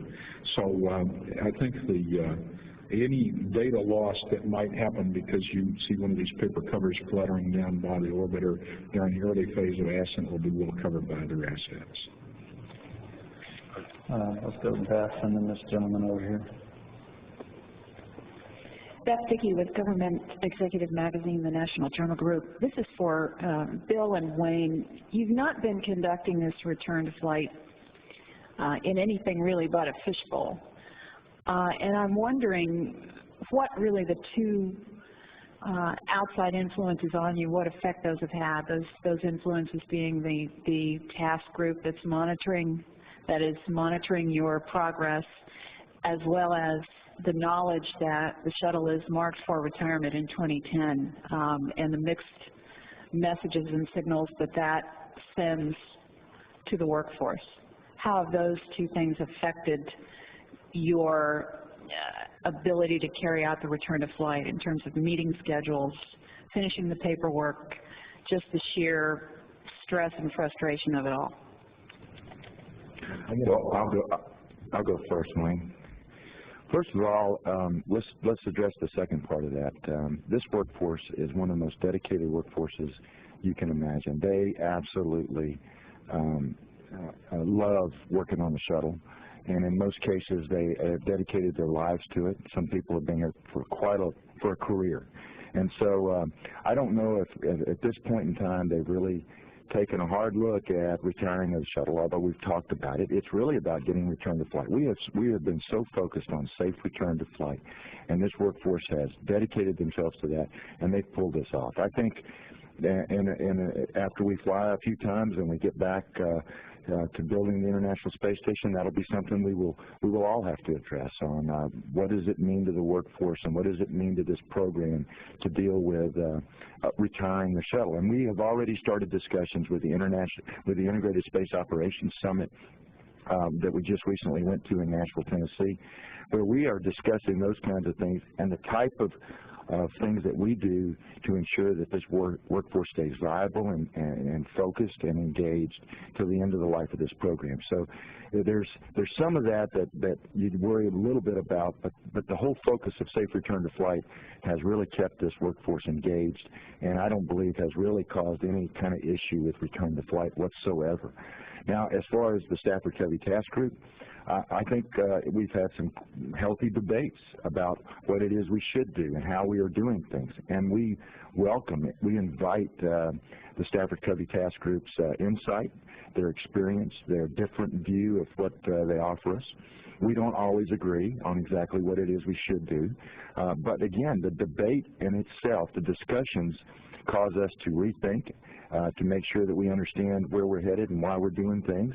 And again, because it is in the public, and because we have such this fishbowl that we've been trying to operate in, it requires us to make sure that our rationale and everything that we're doing really has the scrutiny of the program, the agency, and then the public. And so, in some ways, yes, it's been frustrating at times. It's been a little bit difficult, but overall, it's made us better.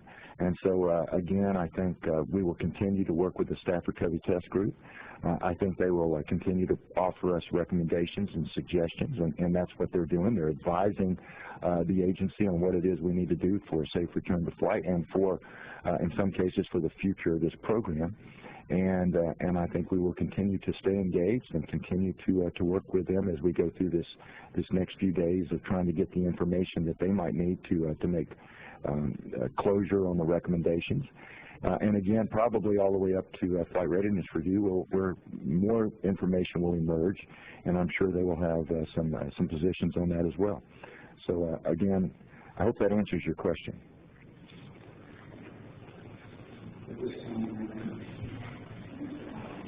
Oh, I'm sorry. Okay. Well, let me say this, Beth. I went home the other night and turned on television, and there was one of these TV shows on explaining why the moon landing was a hoax. I am here to tell you, we couldn't keep a secret like that. My emails wind up in the newspapers and on web pages, and phone conversations get reported, and you know, we are absolutely operating in a fishbowl, and all I can tell you is that every day I get up and I say, okay, we have to be true to what I believe, and I have to say it the way I believe it, and you just know that as your story evolves, as your understanding gets improved, you're going to have to explain why you're changing your story. And it's been kind of interesting at times. I wouldn't say it's been burdensome, but it does mean that, you know, every day you got to tell the truth. Because, you know, there's not an option to get away with anything less than the absolute truth. Does that help? Okay, let's go to this gentleman and then Peter. Yeah, Horst Lautenbach, Frankfurter Allgemeine Zeitung. A question for Mr. Hale. Given the residual risks that are still there when you return to flight, why did you choose to take a full crew of 7 on board? Why didn't you just choose fewer people, 4, or whatever is necessary to keep Discovery going? That's a really good question. We had a long discussion about whether or not, as a test flight, we had to take a smaller crew. The fact of the matter is, if it's safe enough for 4, which would be the minimum crew, it's safe enough for 7. The other part of that is that if we're going to take the risk, if we're going to go to the International Space Station, we need to have the capability to do some things when we get there. You saw the control moment gyro that needs to be replaced. There's a huge amount of logistics shortfall. We've got food, water, all kinds of supplies that need to be transferred, and if you have a smaller crew, you can't get that done. So the question becomes, why take the risk at all if you can't accomplish anything? So you have to weigh the risk versus the benefit. And the bottom line, after quite a considered discussion and very thoughtful consideration of this whole process, was that Crew 7 was the right mix.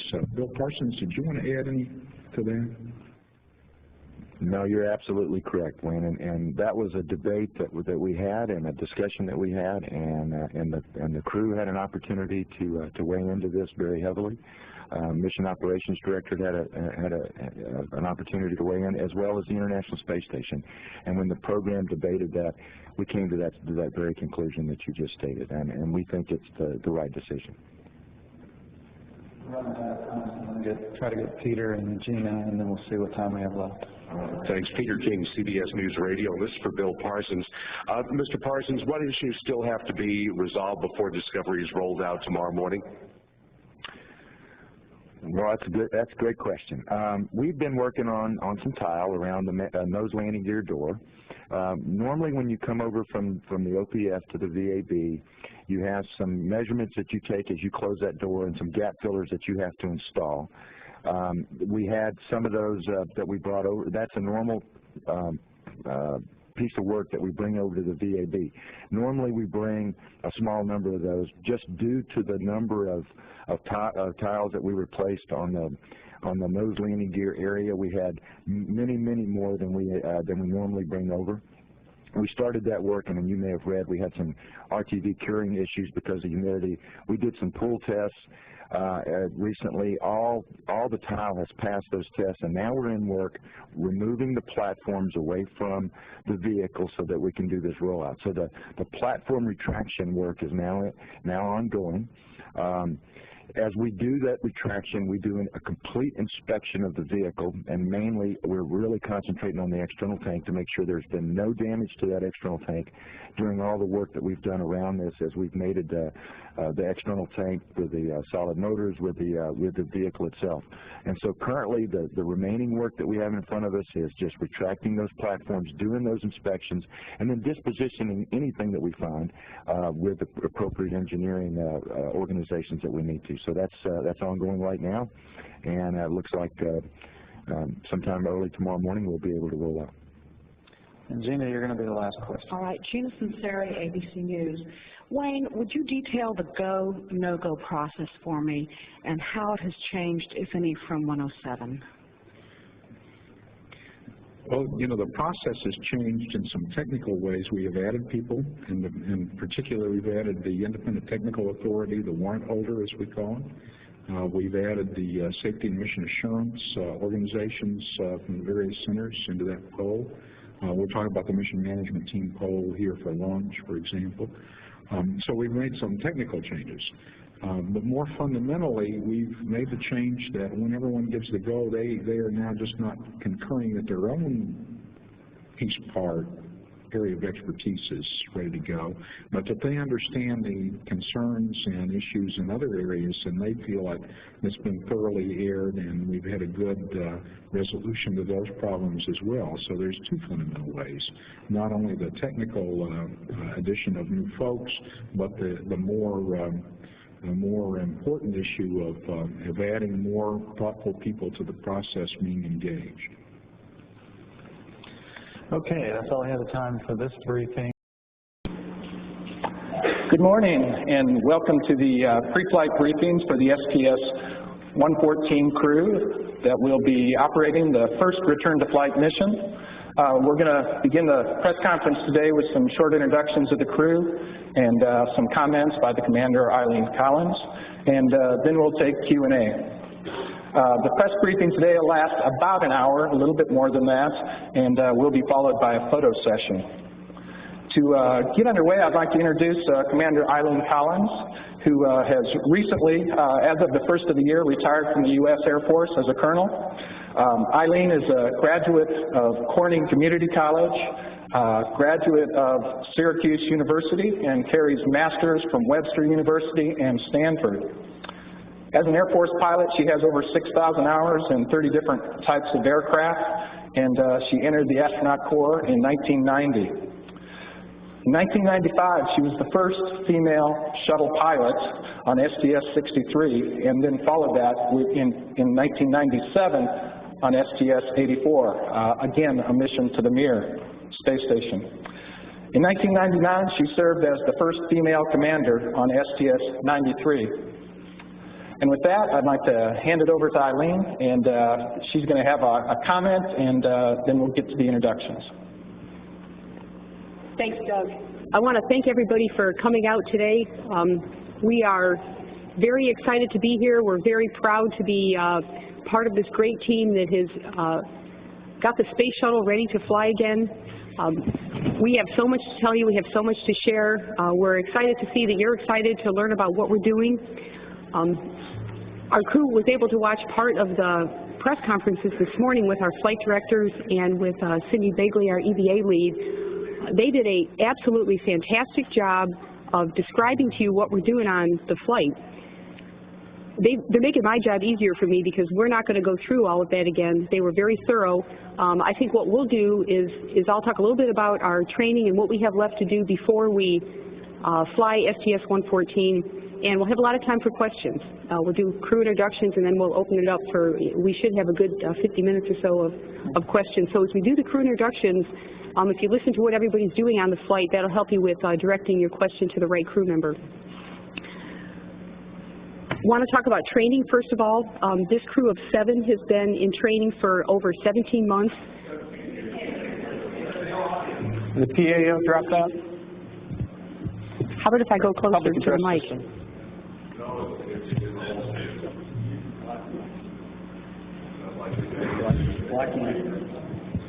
Go ahead and use this. Continue on in this approach. Okay, thanks. I can hang on to it. Okay, can everybody hear me on this mic? All right. I'm going to talk about the training that we've done since this crew of 7 has been assigned to the flight. It's been a little bit over 17 months. We've completed about 95% of our training. What we have remaining, I'm going to highlight over the next 5 weeks the training that we have left to do before we can truly say we are ready to fly this mission. We have 3 NBL runs, and the NBL is the Neutral Buoyancy Lab, where we do our EVA training.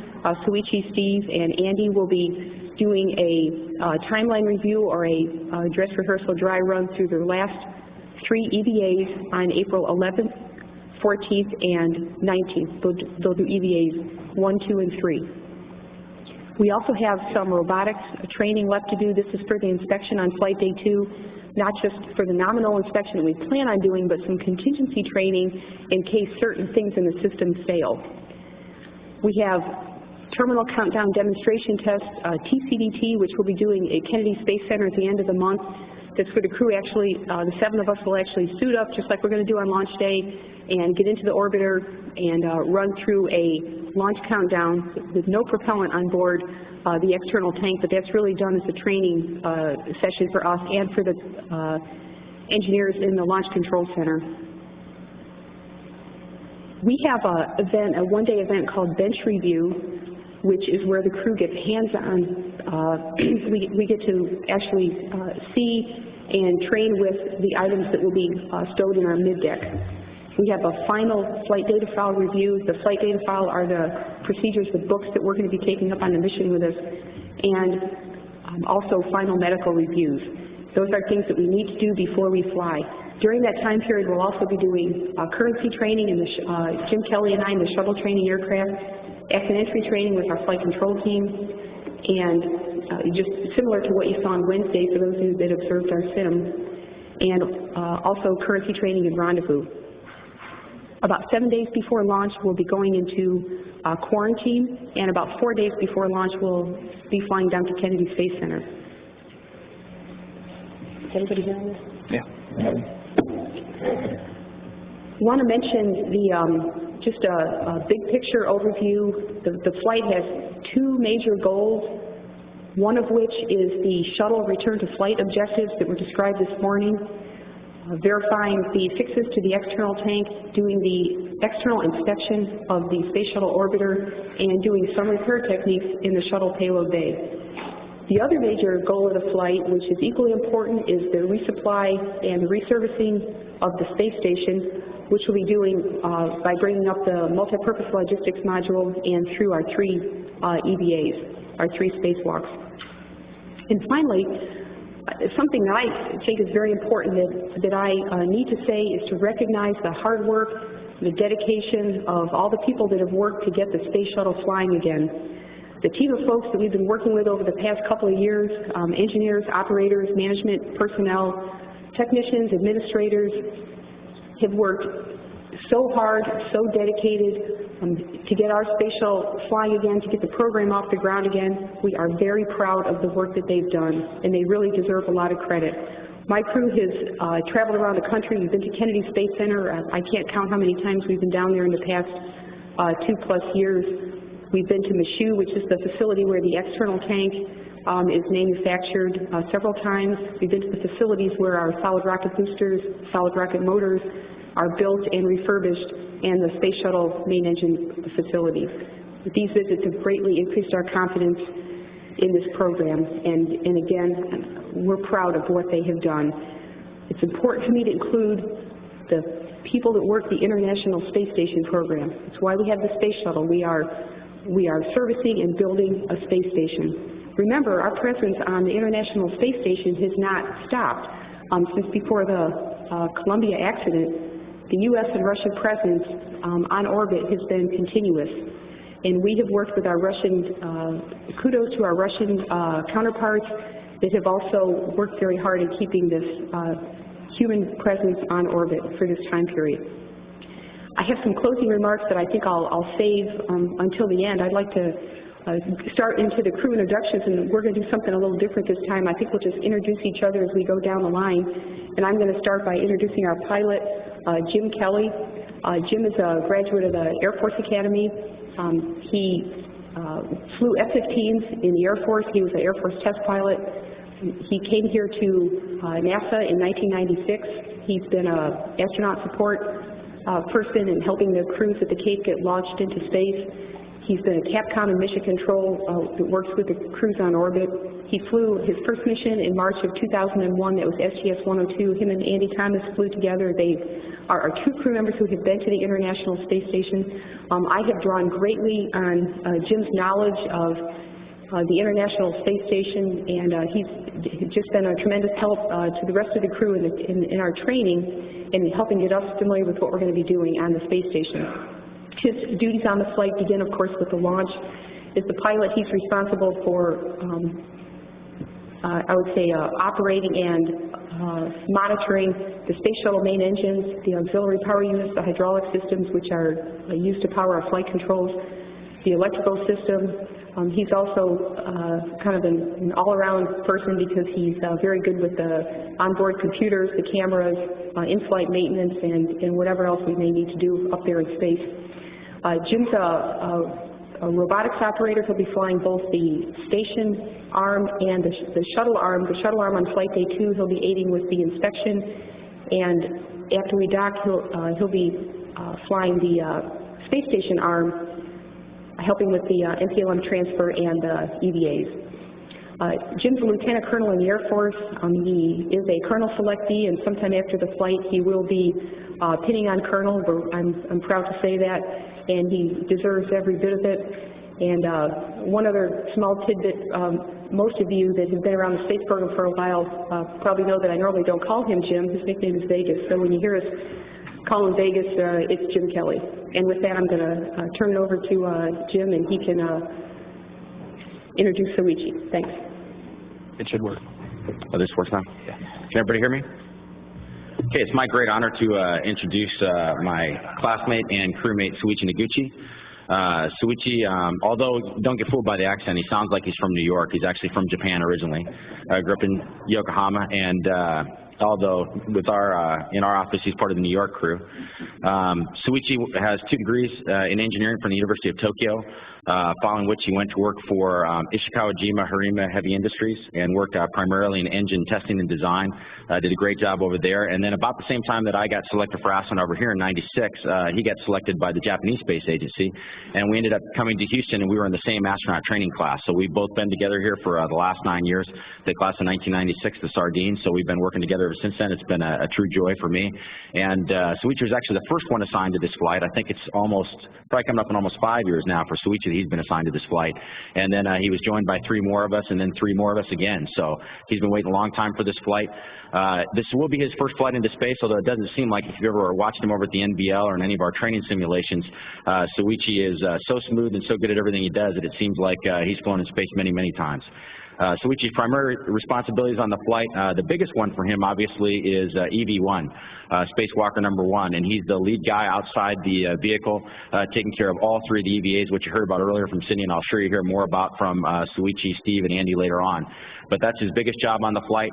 For me, on Ascent, Soichi fills the Mission Specialist 1 position, which is directly behind me, and he's my right-hand man. Anything that I'm screwing up, which happens quite often, Soichi taps me on the shoulder and says, hey, Vegas, maybe you should do this instead. So he's been very valuable to me. So on Ascent, he's really helping out on the flight deck, especially the pilot position over on the right-hand side. He's got many other duties on orbit. Obviously, he's helping Wendy as one of her transfer drones, taking care of stuff up there. And then another big responsibility for Soichi is all the photo TV gear. And on any one of these flights, we've got all kinds of things going on with photo TV, not just to send down to the folks on the ground that want to see pictures of us, but also we need them all the time, especially in robotics operations on both sides, the extravehicular activity that we're doing up there, all that. So he's taking care of setting up and making sure that all that stuff works as well. And then when we come back down to the ground, Soichi will be sitting in seat number 5 on the mid-deck, and so he's got many other responsibilities coming home on that. So he's going to get a ride on the flight deck going uphill and on the mid-deck coming down. So with that, I'll turn it over to Soichi. Okay, great. Thanks, Vegas. That's the warmest introduction you ever gave me. What's up with that? Ladies and gentlemen, this is my great pleasure to introduce my spacewalk buddy, Dr. Steve Robinson. Steve is hometown Sacramento, California, got a bachelor's degrees from UC Davis and master and doctor degrees at Stanford University. Since he was selected as an astronaut in 1994, he flew 2 missions, one in STS-85 in 1997, and he actually manipulated the first Japanese robot arm. And on his second mission, STS-95, he flew with Senator Glenn and also our Japanese astronaut Jackie Mukai, and he did a lot of experiment on that mission as well. And this is his 3rd space flight. On this flight, he is obviously the spacewalker number 2, and flight engineer. So he acts as like the quarterback on the flight deck, watching over the shoulder of Eileen and Vegas. And also he's in charge of all the laptop computer on board. And for the spacewalking, we have a lot of great discussion over the last 3 years, talking about all the tasks and skills and the parts. And most of the time, I really highly rely on his aircraft mechanics background, like talking about the boats and talk about the shims. And I already asked Steve what he thinks, and most of the time he comes back with the right answer. So it's been a great joy to have a chance to work with him for the last 3 years.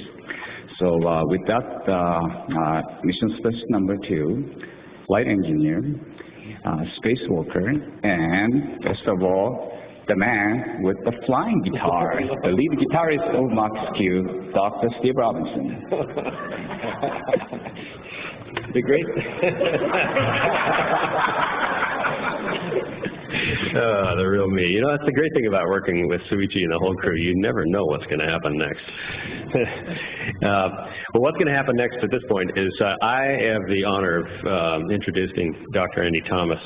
And Andy comes from Adelaide in South Australia, where he has no last name. He's sort of like Madonna. He's just known as Andy in Australia, and for good reason. Andy's a Renaissance man on this crew. He's had a spectacular life and a career that I've actually followed for a large part of my own career, since I sort of followed in his footsteps in the field of aeronautical sciences called fluid physics research. And he gained his PhD in 1977 at the University of South Adelaide in turbulence physics, and wrote a series of papers that are still being referenced. There are very well-known and famous seminal papers in the field, and I use them in my own PhD and my own research in my years also. Andy and I met each other at NASA Ames Research Center when he visited, I think it was in 1981. And so it's really an amazing honor for me to get to fly with a fellow that I looked up to for so many years. When he left Australia and came to the United States, he worked for Lockheed in the Flight Sciences Division for about 12 years. And by the time he was done there, he was leading it. And this is sort of the pattern in Andy's life. He then moved to JPL, where he spent about 3 years, worked in microgravity material science processing and led their effort there. And then was picked to be an astronaut and came here in 1992. And after Andy was here for only about 4 years, flew on his first mission, STS-114, where he was payload commander on the very first mission, and on a science, so he was in charge of all the science on board. And then just a couple of years later, went to Russia and trained as a cosmonaut to fly on the Russian space station Mir. Flew up on STS-89, stayed 141 days on Mir, came back on STS-91, followed that spectacular mission with a visit to the International Space Station. He's been to both space stations now, ISS on STS-102, as you heard with Jim Kelly. On that mission, he performed a spacewalk, so he's had that experience also, which has been a great help to Soichi and I, as neither one of us have done that in space. When he came back from STS-102, his experience led him to be chosen as the deputy head of the astronaut office, so he was our boss for some time. And then he finally came to us on STS-114 after we had been training for a couple of years and helped fill out the mission. Andy's duties on the mission here are to be the boss of Soichi and I while we're outside. He's like our air traffic controller. He's the guy inside telling us what to do when, make sure we don't do this, be sure we do that. And we've come to rely on his nice accented voice to carry us through these many hours of training, and we're looking forward to doing it on the mission. His other main duty is to be in charge of the inspection efforts, which is a pretty major effort and something that's never been done in space before. And I'm sure you've heard a lot about that, where we have the extension boom for this shuttle robot arm. Andy is an expert in the sensors that are on that boom and also in operating the arm to move the boom around the space shuttle to inspect Discovery while we're there. No crew's been able to do that before, and we have that ability under Andy's leadership. Well, with that, I will give you Andy Thomas, our multi-dimensional and Renaissance man on STS-14. Thanks, Steve. Wow, I think we should stop there. Actually, it's my pleasure to introduce my colleague and crewmate, Wendy Lawrence, actually Captain Wendy Lawrence. Now, the thing about Wendy is, if you were to run into her in a grocery store, you wouldn't have any idea that she's done these things that she's done, because she's very unassuming about these prodigious accomplishments that she has racked up. She is a graduate of the U.S. Naval Academy and presently holds the rank of captain in the U.S. Navy. She graduated in 1981, and after graduation she became a naval aviator and was assigned to fly helicopters at sea. That's really a tough form of flying too, you can imagine. She has 1,500 hours flying helicopters and claims 800 landings at sea, which I think is an oxymoron, but she apparently has done that. She went on to get a master's degree in ocean engineering from MIT and Woods Hole in 1988, and was selected as an astronaut in the class of 1992. And that's actually when I first met Wendy, when we both arrived in Houston all those years ago to start astronaut training. We trained together through our ASCAN years and did all the classes together and survival training together. And I remember Wendy had a lot of insights that she could share with us and skills in our survival training. There was one time she showed us how to eat a grasshopper, a skill that remains with me today. And so if you're ever interested in the finer points of cooking and barbecuing grasshoppers, this is the lady you should talk to. Wendy has flown in space 3 times. Her first flight was STS-67. In fact, she was one of the first flyers of our class, I think, which was a reflight of the Astro Observatory. After that, she did 2 flights to the Mir space station, STS-86 and STS-91. STS-91 was, of course, the last flight to the Mir space station, and that was the flight that brought me back from my tenure on board the Mir space station. So I was very grateful to her for doing that, and she's very quick to remind me that she did, in fact, bring me home. And sometimes in our training sessions, when I inevitably make mistakes or have what they call, my crewmates call a senior moment, she just shakes her head in disbelief and says, "We should have left him on Mir. We should have left him on Mir." During this flight, Wendy has a number of duties. She's going to be operating the space station robotic arm for most of the tasks we're doing in the mission. That includes flying the EV crew persons around on the arm during the EVAs. It includes the installation of the stowage platform on the space station itself. And of course, it's the removal of the MPLM, the logistics module, from the payload bay of the orbiter, taking it up and mating it to the space station, and then reversing that procedure at the end of the mission. So these are pretty onerous tasks and very important to the mission. Perhaps her most important contribution to our mission, and one that I think is probably the most thankless job, but most important job of the mission, is as loadmaster, which is to coordinate the transfer of all the myriads and hundreds of bits and pieces of equipment and supplies that we're taking aboard the space station, and then the reverse of all the equipment and used supplies that we're bringing back. That's a really tough job. I did that on STS-102, and I can tell you it is a tough job because you have to manage a whole lot of details. It's a myriad of details, and the devil is in the details in being loadmaster. And she's really good at this. She has a unique skill for that that's required, which is the ability to keep track in her mind of all of these objects and all of these details. So oftentimes in training, we will hear about some obscure piece of equipment which we know very little about. We will ask Wendy, and she will have off the top of her head, she said, "Oh, that's stored in locker so-and-so. You can find it there on flight day so-and-so. We're moving it over here." She's got all of these details at her fingertips, which is really a remarkable skill. She's a very talented person, and she's going to be a fine asset to the flight. Thanks, Wendy. Thank you, Andy. I don't know how to follow that up other than to say Andy's the only person on the crew who can not only say but spell prodigious. It's my pleasure to introduce Dr. Charlie Camarda, who is our other New York crew member. We have a saying on the crew that Andy speaks the Queen's English and Charlie speaks English from Queens. And that will become apparent to you when he speaks next. Charlie graduated from Archbishop Malloy High School in Jamaica, New York. He continued to his schooling in Brooklyn by getting a Bachelor's of Science degree in Aerospace Engineering from the Polytechnic Institute of Brooklyn.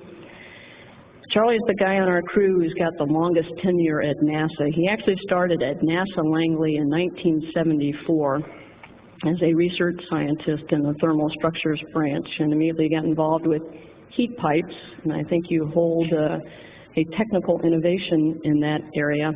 He distinguished himself at Langley, had a number of jobs there of increasing responsibility, and in 1994 he ended up as being the branch chief of the thermal structures branch at Langley. Along the way, he picked up a master's degree in engineering science from George Washington, picked up his doctorate in aerospace engineering from Virginia Tech.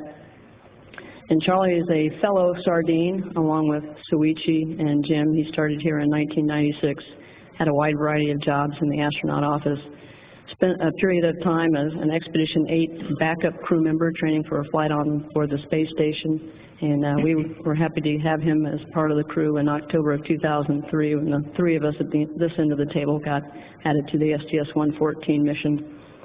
What's little known about Charlie is the fact that he actually holds 7 patents. So he's a very accomplished individual in the area of engineering design and technical. He's the technical expert on our flight for the thermal protection system. Charlie is also involved in the inspection. He'll be flying the Space Shuttle robotic arm along with Andy and Jim on Flight Day 2 and perhaps on Flight Day 4 as well if we continue inspection on that day. He's also a member of the rendezvous team along with myself and Eileen and Jim, and is a key part of that team to make sure we dock successfully on Flight Day 3. And when Charlie's not involved in flying the shuttle robotic arm. He's my right-hand guy for transfer, so my challenge, as Angie just said, to take all that minutia that's in my head currently and make sure I populate his head as well. And with that, I'll turn it over to you, Charlie. Boy, you know, this is one of those times that I wish I spoke the Queen's English instead of the English from Queens, but, and maybe people would believe half of the things that Wendy said about me, but I have the distinct honor of introducing our commander, reintroducing our commander and handing it back over to our commander, and I have had the great fortune and opportunity to work with Eileen twice, once as a lowly ASCAN, she was my supervisor, and now as commander of STS-114, and I have to say a lot of comments have been made about NASA culture and the need to change. Eileen Collins does not need to change. She was the great leader she was before she became the famous first commander of a space shuttle flight, that then as she is today. And it's those leadership skills and her ability and her attention to detail that really brings this crew together, and we're very fortunate to have her as the commander of this crew. One of the little-known facts about Eileen is her call sign, which is Mom, or one of her call signs is Mom, that her class gave her. And as a good mom, she looks over this crew, and she has a tremendous attention to detail, and if need be, she keeps us in line. She also listens. And she listens very well, and she listens to dissenting opinions, and she factors all that information before she makes a decision, and she's very patient.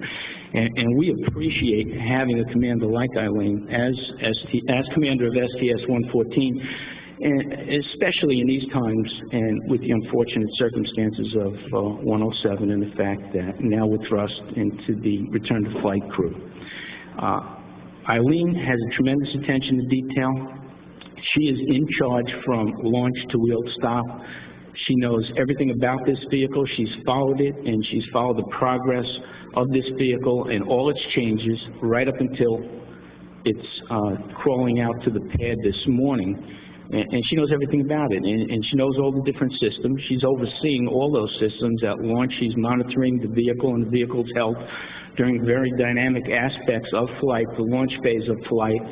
Right after external tank separation, ET-SEP, she is going to monitor the maneuver of the vehicle into position so Andy and Soichi can photograph the tank. She will rendezvous, as you have heard, on flight day 3, and she will perform that RPM maneuver, and she will perform it perfectly so that the crew members on board space station have the absolute best angle to view the vehicle and to take the photographic data that we need to collect in order to send back down to the ground. While we're on orbit, she's in charge of the on-orbit execution of the mission. She looks over our shoulder as a good mom, and she makes sure we're doing everything right. And she helps us out. She knows all of our tasks. She interacts with the ground to make sure that we are on task. If changes need to be made, she works with the ground. She shuffles the crew tasks and duties to make sure that we achieve all the mission objectives, and we have a very crammed timeline. We have an awful lot we need to do. This is an experimental mission. We have lots of information that has to come back down to the ground to help us for the next and subsequent flights. And of course, she docks with the station, and she returns us back safely, wheeled stop, at Kennedy Space Center. And with that, I'd like to turn it back over to Eileen. Oh, thank you, Charlie. That was very kind of you. As y'all can see, this is a great crew. I'm so proud of my crew, and they're a great team, and they're going to do a great job on this mission. And the only thing that makes me sad right now is someday this mission is going to end and our crew's going to break up. We've just had a great time working together. Speaking of working together as teams, before we open it up to questions and answers, I have noticed that our training team is here, our instructors, and we've been working with them for many, many years, even back before we were assigned to STS-114. And their leader is Juan Garriga, and I'd like them to stand up and turn around and just say hello, and I'd like to recognize you for all your great efforts in teaching us how to fly this mission.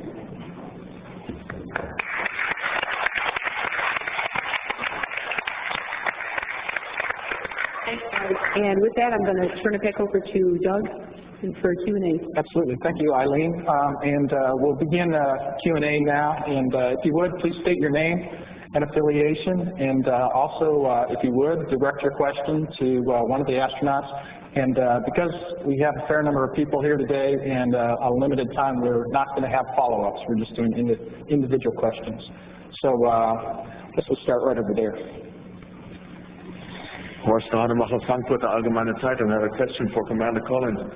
Eileen, the last time Discovery was used, or the only time Discovery was used as a return-to-flight vehicle was in 1988, STS-114. And at one point during the mission, during one of the downlinks, I can remember that the crew suddenly showed up in flamboyant Hawaiian shirts to say, on the one hand, yes, it's a hard work, it's emotional to be back in space, but on the other hand, it's also fun to be back in space. Are you planning something like that on your mission as well? Like skirts or German lederhosen or something? Well, would you like to have us start taking requests?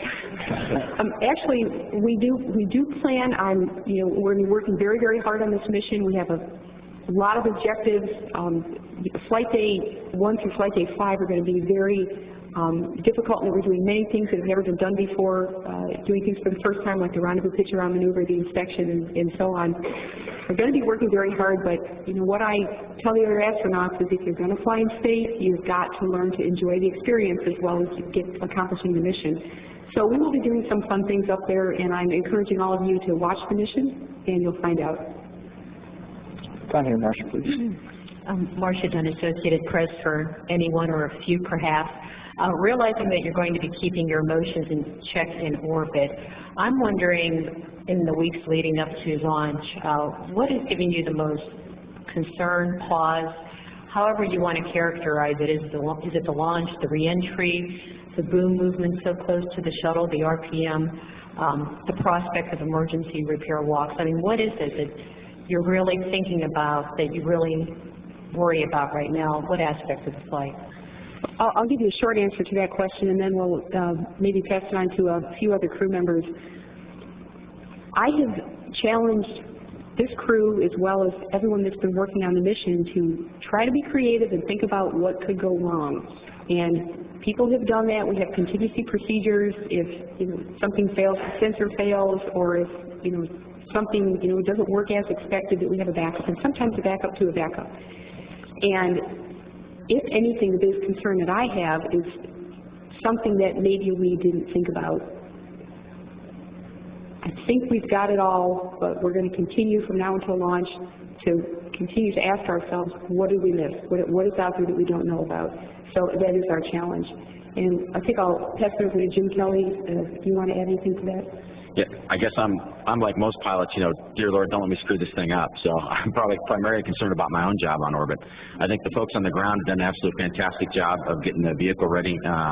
The training team's done a great job of getting the crew ready, and I have total confidence in the other 6 people sitting up here, and in Paul and Mark and Leroy and all the ground teams in Mission Control that are working with us. So primarily at this point, I think for me as an astronaut, as we get this close to launch, I'm just making sure I check off all my personal things to make sure I feel confidently trained in every area that I'm supposed to do on the flight. So right now you're down to that point for me personally where I'm just trying to check off my own checklist of am I confident in rendezvous, am I confident in RMOPS, and if I'm not, then I'm going to our training team and saying, hey, I need to look at this a little bit more. So at this point, all the big stuff's out of the way. I've got confidence in all of that. I'm just working the little stuff, the details, making sure that I'm personally ready to make sure that I don't make any big mistakes on orbit, and set up a system both within the crew and with Mission Control that if mistakes do look like they're about to happen or do happen, that we can recover from those well.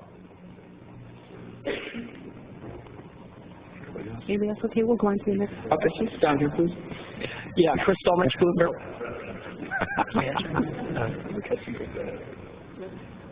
Yeah, Chris Dolmich from Bloomberg News.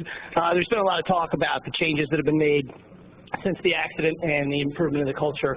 I was just wondering, Commander Collins, what you think still could be done in the agency to improve the culture, and what else can be done in the program to try and prevent future problems? Well, I can give you my personal opinion on that. Improving the culture in any business or any company is a work in progress. It doesn't just happen. It takes just an ongoing effort. And if you ever declare victory, then you're wrong, because I don't think you can ever declare victory. People aren't perfect, organizations aren't perfect. One thing about NASA that I'm very proud of is that we are constantly trying to make ourselves better.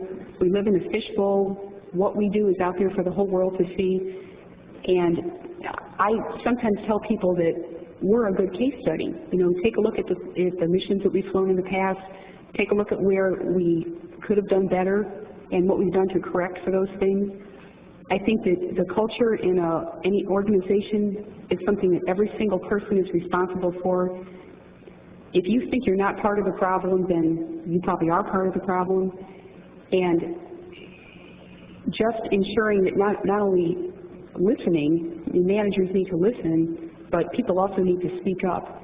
I don't think we have a problem with people speaking up, but we still need to encourage people to speak up because maybe they're not.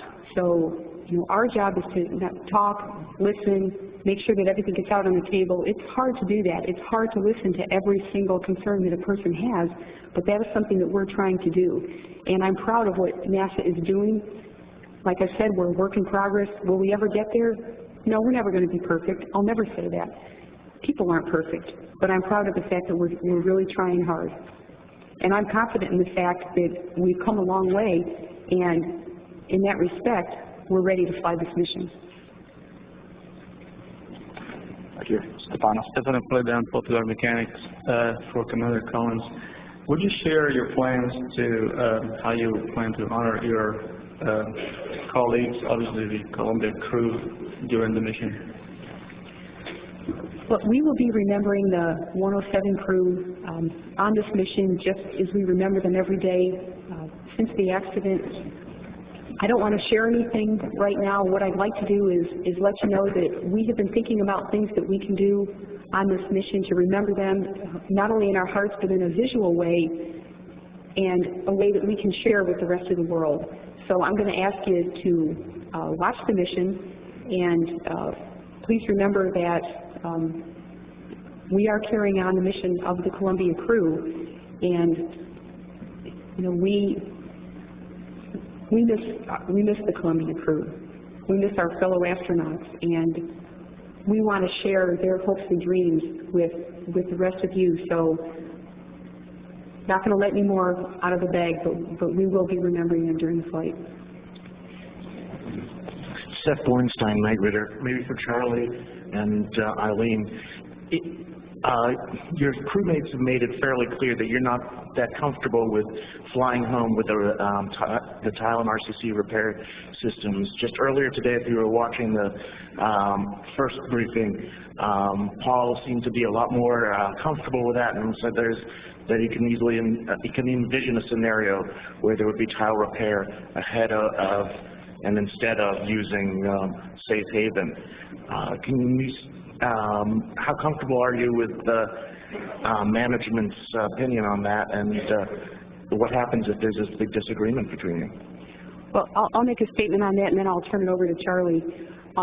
Just let me give you I didn't hear the comments that were made this morning, although I did get a chance to watch part of the morning press conference. We are doing there are some methods of repair out there. Some are more mature than others. Some are more promising than others. The testing is not complete yet in many of these repair techniques. Some of them have been selected to be flown as what we call DTOs, which is a test that we'll be doing during the EVA in the payload bay. Back from the start, I have always believed that a repair method should be tested in space, in the vacuum of space, brought back home, and run through an ArcJet facility or some kind of test facility that we have to really take that next step. Now, some of these repair methods we have more confidence in than others. It's hard for me to say right now what we'd actually do on the mission because, you know, we still have some time between now and the flight, and there will be ongoing testing, not just from now until the launch of 114, but even after 114 and through the next several missions. And I hope this is something that goes on for years, as we're going to be flying many more shuttle missions. Having said that, actually that's probably the most that I want to say, because if you ask us again as we get close to flight, and you know, what may change between now and launch, we may get more confidence in some of these repair methods, but for right now, I believe that we still need to wait and do more testing before we have full confidence on some of the type of repairs. And I'll turn it over to Charlie. The only thing I can add to that is that I wear kind of both hats. Sometimes I'm a researcher by heart, by trade, and I'm an astronaut. And I've worked this area for a fairly long time. When I look at how difficult this problem is, and we never thought this would be possible to actually repair the vehicle in space. It's a very extreme environment, not only on the belly of the vehicle, but especially on the wing leading edges, where tenths of an inch could cause increased heating and completely destroy what you thought was a competent or capable repair method. This is a very, very daunting problem, and people have spent an awful long time trying to solve this problem. And teams of researchers around this country, and depending on the type of damage, whether it's in the belly of the vehicle with tiles or whether it's on the wing leading edge, makes a big difference as to whether you're going to take the risk and say, hey, this repair is safe or it isn't safe. Like Eileen has said, and like you have heard from the engineers and researchers out there, this is an experimental flight, as is 121. The tools that they are developing, I believe, are still in the experimental stages. They're still immature.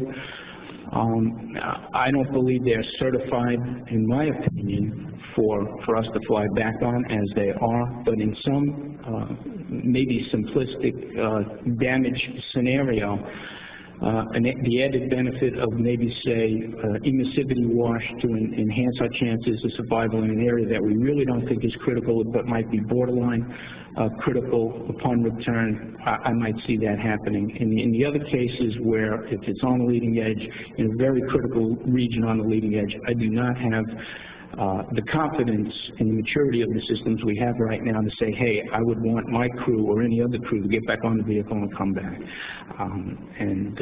But yet I still feel, and I'm very hopeful, that these systems will be mature, and we are maturing them, and in the not too distant future, they will be ready. And that's the purpose of our mission. That's the purpose of the mission of 121. We are going to collect a tremendous amount of data. I know you listened to John Muratori, and you recognize that we are going to be collecting a ton of data which researchers in the debris transport area will be able to factor into their mathematical models in order to accurately predict the flight of that trajectory and the impact, the consequences of that debris.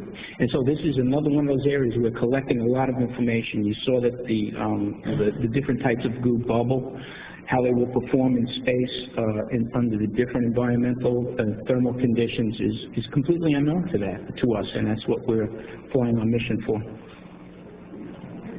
Okay. Right down here. Go ahead. Irene Fox, Reuters for Commander Collins and Dr. Thomas. Before Kay's report, did you have any inkling that things at NASA were so amiss? I'm going to give you a short answer to that. No, I did not. And I'm not sure what else to add to that. I'll let Andy say something to that. No, I think none of us would have anticipated the failure in the system the way it did fail around the circumstances of the Columbia accident and the events leading up to it, where there was the breakdown of communication that was so uncharacteristic of this organization, which gives so much attention to so many details for each flight. We were all surprised that the events unfolded the way they did. It was very uncharacteristic of the organization. All right, back here, please. Shingo Kadori of SMAP from Japan. I have a question for everyone. When you're in space and looking back at the Earth, whose music goes best? I can answer yes, definitely for Steve. I'll answer it. Actually, I will defer to Andy. Andy's been in space for much longer than we have, and he's a musician. Well, I've answered as well. I've been asked that before, what goes best in space? when I fly in space, all my missions, as I will in this mission, I carry the 3 Bs with me: Beethoven, Bach, and the Beatles.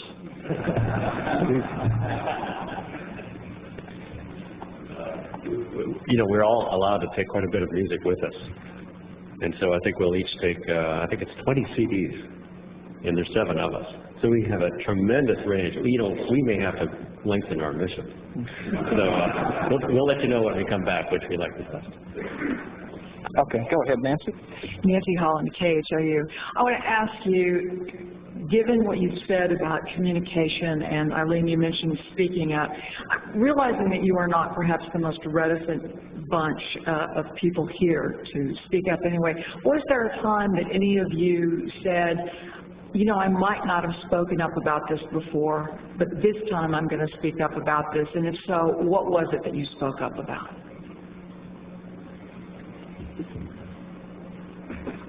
I would say yes. I think in the aftermath of the accident, everybody took a look at themselves. I certainly did.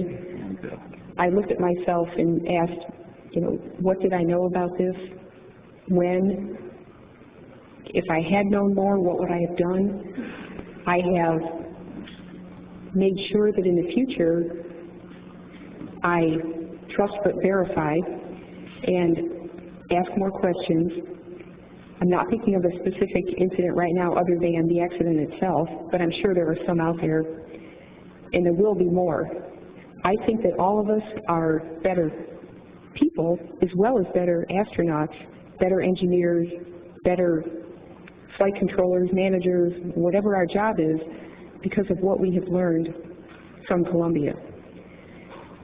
And I will take this opportunity to say that we need to continue to learn. The generations that follow us need to study both Challenger and Columbia, as well as other incidents that have happened throughout history, how we can do better. And we have got to continue to challenge ourselves. At any point where we think we've learned it all, we're wrong, because we haven't learned it all, especially in a very, I would say, new type of experience like flying in space. We have a new spacecraft that we will be flying, we hope in the next decade. It's very important that we take the lessons that we've learned from the Shuttle program to future spacecraft that we fly.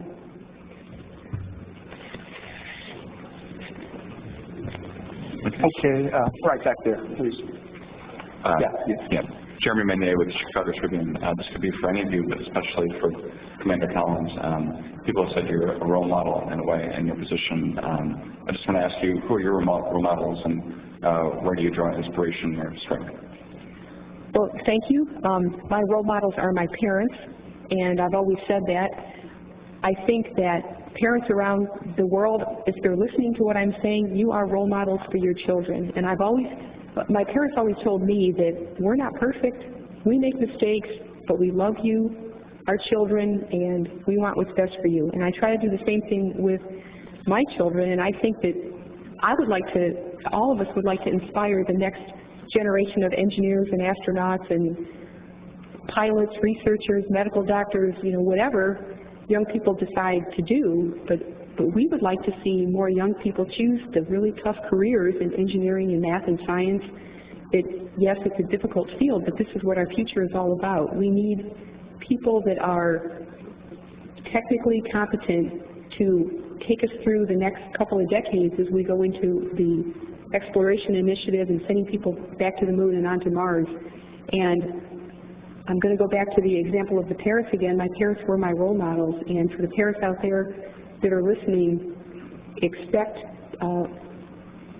more from your children, set high standards for them, and tell them that they can do these types of careers if that's what they want to do. And we would love to have them here at NASA. Okay, Bill next. Bill Harwood back there to Tom. Phil Harwood, CBS, for either Eileen or Charlie on the end. Just in answer to the earlier question that I think Seth asked you guys about repair options and what you would do, is there, just to overtly go back to that in a different way, is there any fundamental or even minor philosophical disagreement between you guys on board the shuttle and mission managers in terms of repair options and scenarios? Or are you guys all on the same page and we're just talking about different things here? I mean, is there any philosophical kind of difference between approaches? Well, let me say that we did in the first week of March, we did a mission management team simulation, which was the first 3 days of the flight. We did flight day 1, 2, and 3. The mission management team met throughout that. I was able to attend several of their meetings. I can say that I believe that we are, with the knowledge, we don't know everything about, at this point in time, as I said before, we don't know everything about which repair techniques are totally certified to bring us back to Earth. They're really not yet. They're not until we fly, I believe, a test flight and get more shelf time on the research in these repairs. I believe that we are on the, having sat through those MMT meetings, and not just the one the first week in March, but many MMTs back to over a year ago, and observing the way our management does their job, I am very happy with the way the MMT works. They will be keeping us informed on orbit as to what the hot issues are on the ground. We're going to know what the issues are, but they'll be letting us know through the air-to-ground and through email as to what they're talking about. We will be allowed to weigh in as a crew. We, of course, have representation from the astronaut office through our boss and other astronauts that sit on the MMT. I am very confident in the leadership of the MMT. I'm very pleased with what they have done. I know that people don't always agree, but I think when it really comes down to a life or death type of question, if there's anything in the gray area, we're going to go with the more conservative. And I'm just very comfortable with where we are on that. Okay, yeah. Miles, go ahead. Miles O'Brien. Miles O'Brien. Hello. Hello. Hello. Oh, sorry. Hi, it's Miles O'Brien with CNN. I'll start with Eileen and whoever else in the panel would like to address this.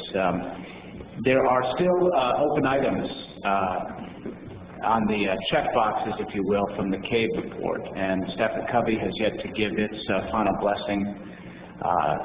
It is overseeing, of course, CAVE. I'm curious, from your perspective as a crew, what is it going to take? What needs to be satisfied for you to feel confident to go fly? And is there any wiggle room on those requirements in your mind?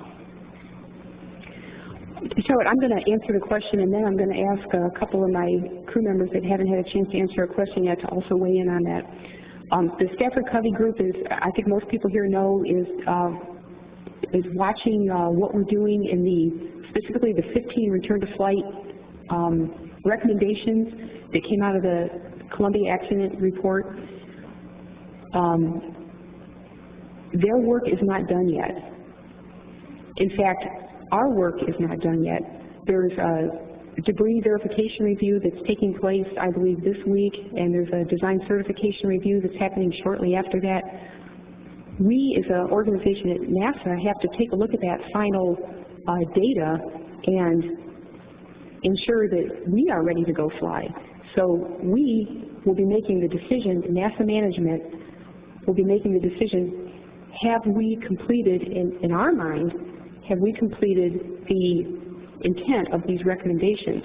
And the Stafford Covey group, who we're very happy to have, looking over our shoulder, and by the way, my crew has met with them several times and attended and actually briefed them on things from our perspective. I'm glad that we have them, and I'm anxious to hear what they have to say. Personally, I think that we're going to be okay, because I believe that we have fulfilled, with what we know at this point. I understand there's more that still has to be briefed, but I believe we have come a very long way, and in many cases have exceeded the recommendations and, you know, raising the bar, so to speak. Frankly, at this point, I'm not worried. I'm focused on our training, and if we ever do get to the point where a recommendation is not fulfilled in anyone's mind, we are not going to fly until we're ready to fly, and I feel very confident in that. And I do want to ask any of my crew members if they'd like to add anything. I agree with everything that Eileen just said. I mean, we've made a lot of progress today. We recognize that we are not complete with a couple of major reviews. The information from those reviews will be provided to Stafford Covey, and then they will provide the recommendation back to the administrator. Based on our progress thus far, I'm very comfortable.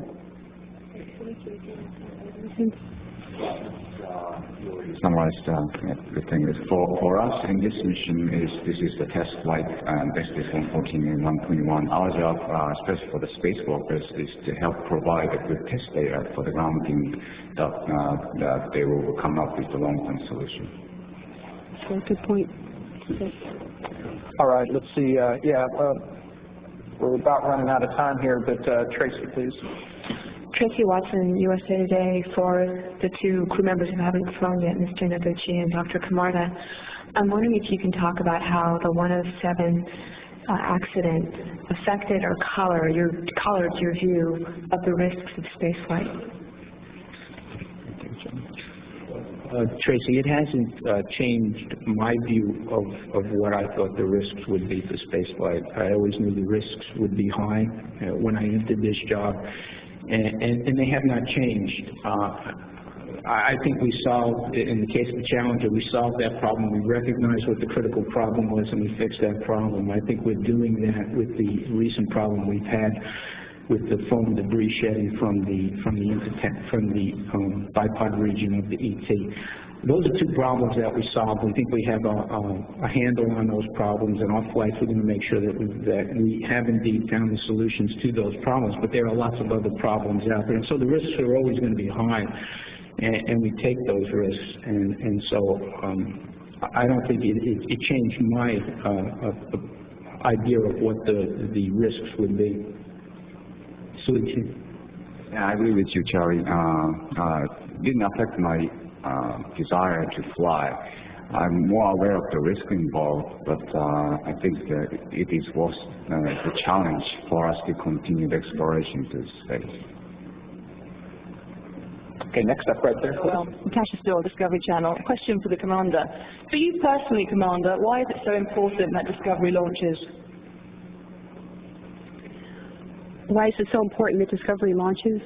Well, you know, this is a very open-ended question, and thank you for asking it. I love an opportunity to talk about exploration and the importance to all humans that live on this Earth.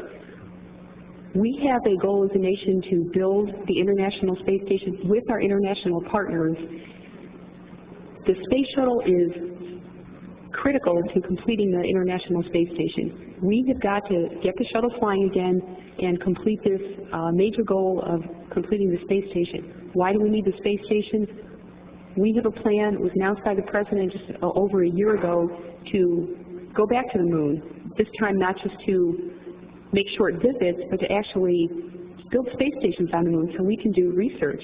And from that, we can go on to Mars. And to me, that is the most exciting dream that I could have, is someday, hopefully in my lifetime, seeing people walk on Mars. And I would hope that we can lead that effort. I would hope that our country does not lose the motivation and the desire to explore.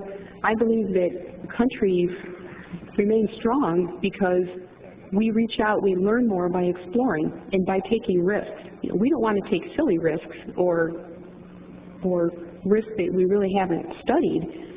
I believe that we have studied the risks that we know of for the space shuttle, and at this point, we are ready to say it's time to go back and fly. Okay, next, over here, Pam. Pam Easton, the Associated Press, for Commander Collins. Has your crew discussed the possibility of safe haven, and if so, what are some of your thoughts on that? Well, I'm going to ask Wendy to say a few things about that because she's our crew representative for the CSCS, which is the Shuttle Crew Contingency Support. Yes, we have discussed this. In fact, there's a whole process ongoing throughout the shuttle and station program to ensure that we have a certain amount of capability if we need to launch a rescue orbiter. And Wendy, over to you. I think the space station program has really done an outstanding job of defining what the contingency shuttle crew support capability is. I actually got involved in that before I was assigned to this flight, gotten involved in some of the original assumptions that were developed and then refined. So I have a lot of confidence in the engineering assessment that was done by the space station program. But from a crew perspective, you're always worried about the fine details, as Andy alluded to before. That's kind of the way my brain operates. So I helped the shuttle program put together a list of things that we would actually take from the orbiter over the space station to support us even further in a safe haven situation. I think we have a good plan. It's a well-developed plan. Current capability right now at this point in time is roughly 43 days of support, and I think that's a very, very realistic engineering-based estimate. Mark Evangelista with the Clear Lake Citizen. My question is for Charlie. As someone who has been a part of NASA since the 1970s, explain the culture change that occurs from job to job, center to center, and what you experience as an astronaut versus your previous jobs. Well, I started as a research scientist, research engineer at NASA Langley Research Center. I'm glad you brought the culture issue up, and you hear a lot of talk about culture and as if NASA has only one culture, and it's really not the case. Each one of the NASA centers, just like each one of the 5 boroughs in Queens, or in New York, I should say, has a distinct culture and a different culture. I grew up in an engineering culture, in a research culture, where dissent was encouraged. It was mandatory, and so we had no problem speaking up. We had no problem getting into heated arguments, technical arguments, and that's a good thing. And that's the way JSC and JSC's culture used to be, and I think it's very important. I think one of the things that carried us through the Apollo program and enabled us to land on the moon successfully many times was the fact that this center was raised with a very strong engineering culture, and I think it's important we get back to that engineering culture and the importance of making good engineering decisions, having good heated technical debate, and encouraging people to speak up if there is a problem. Okay. Yeah, and that's it for our Q&A session, and I believe Commander Collins has a closing statement. Thank you, Doug. I've said this before, and I feel it's important enough I want to say it again, so I prepared a closing statement today. I would like to say to all of you that we will be remembering the Columbia crew during our mission, as we have every day since February of 2003. The crew members were our friends, and we miss them very much. But somehow I know that we will feel closer to them as we experience this shuttle flight during our day-to-day activities on orbit, and especially when we experience, as they did, the joy of weightlessness and viewing the beautiful planet Earth from space. And as the Columbia crew believed in exploration, space exploration, so do we.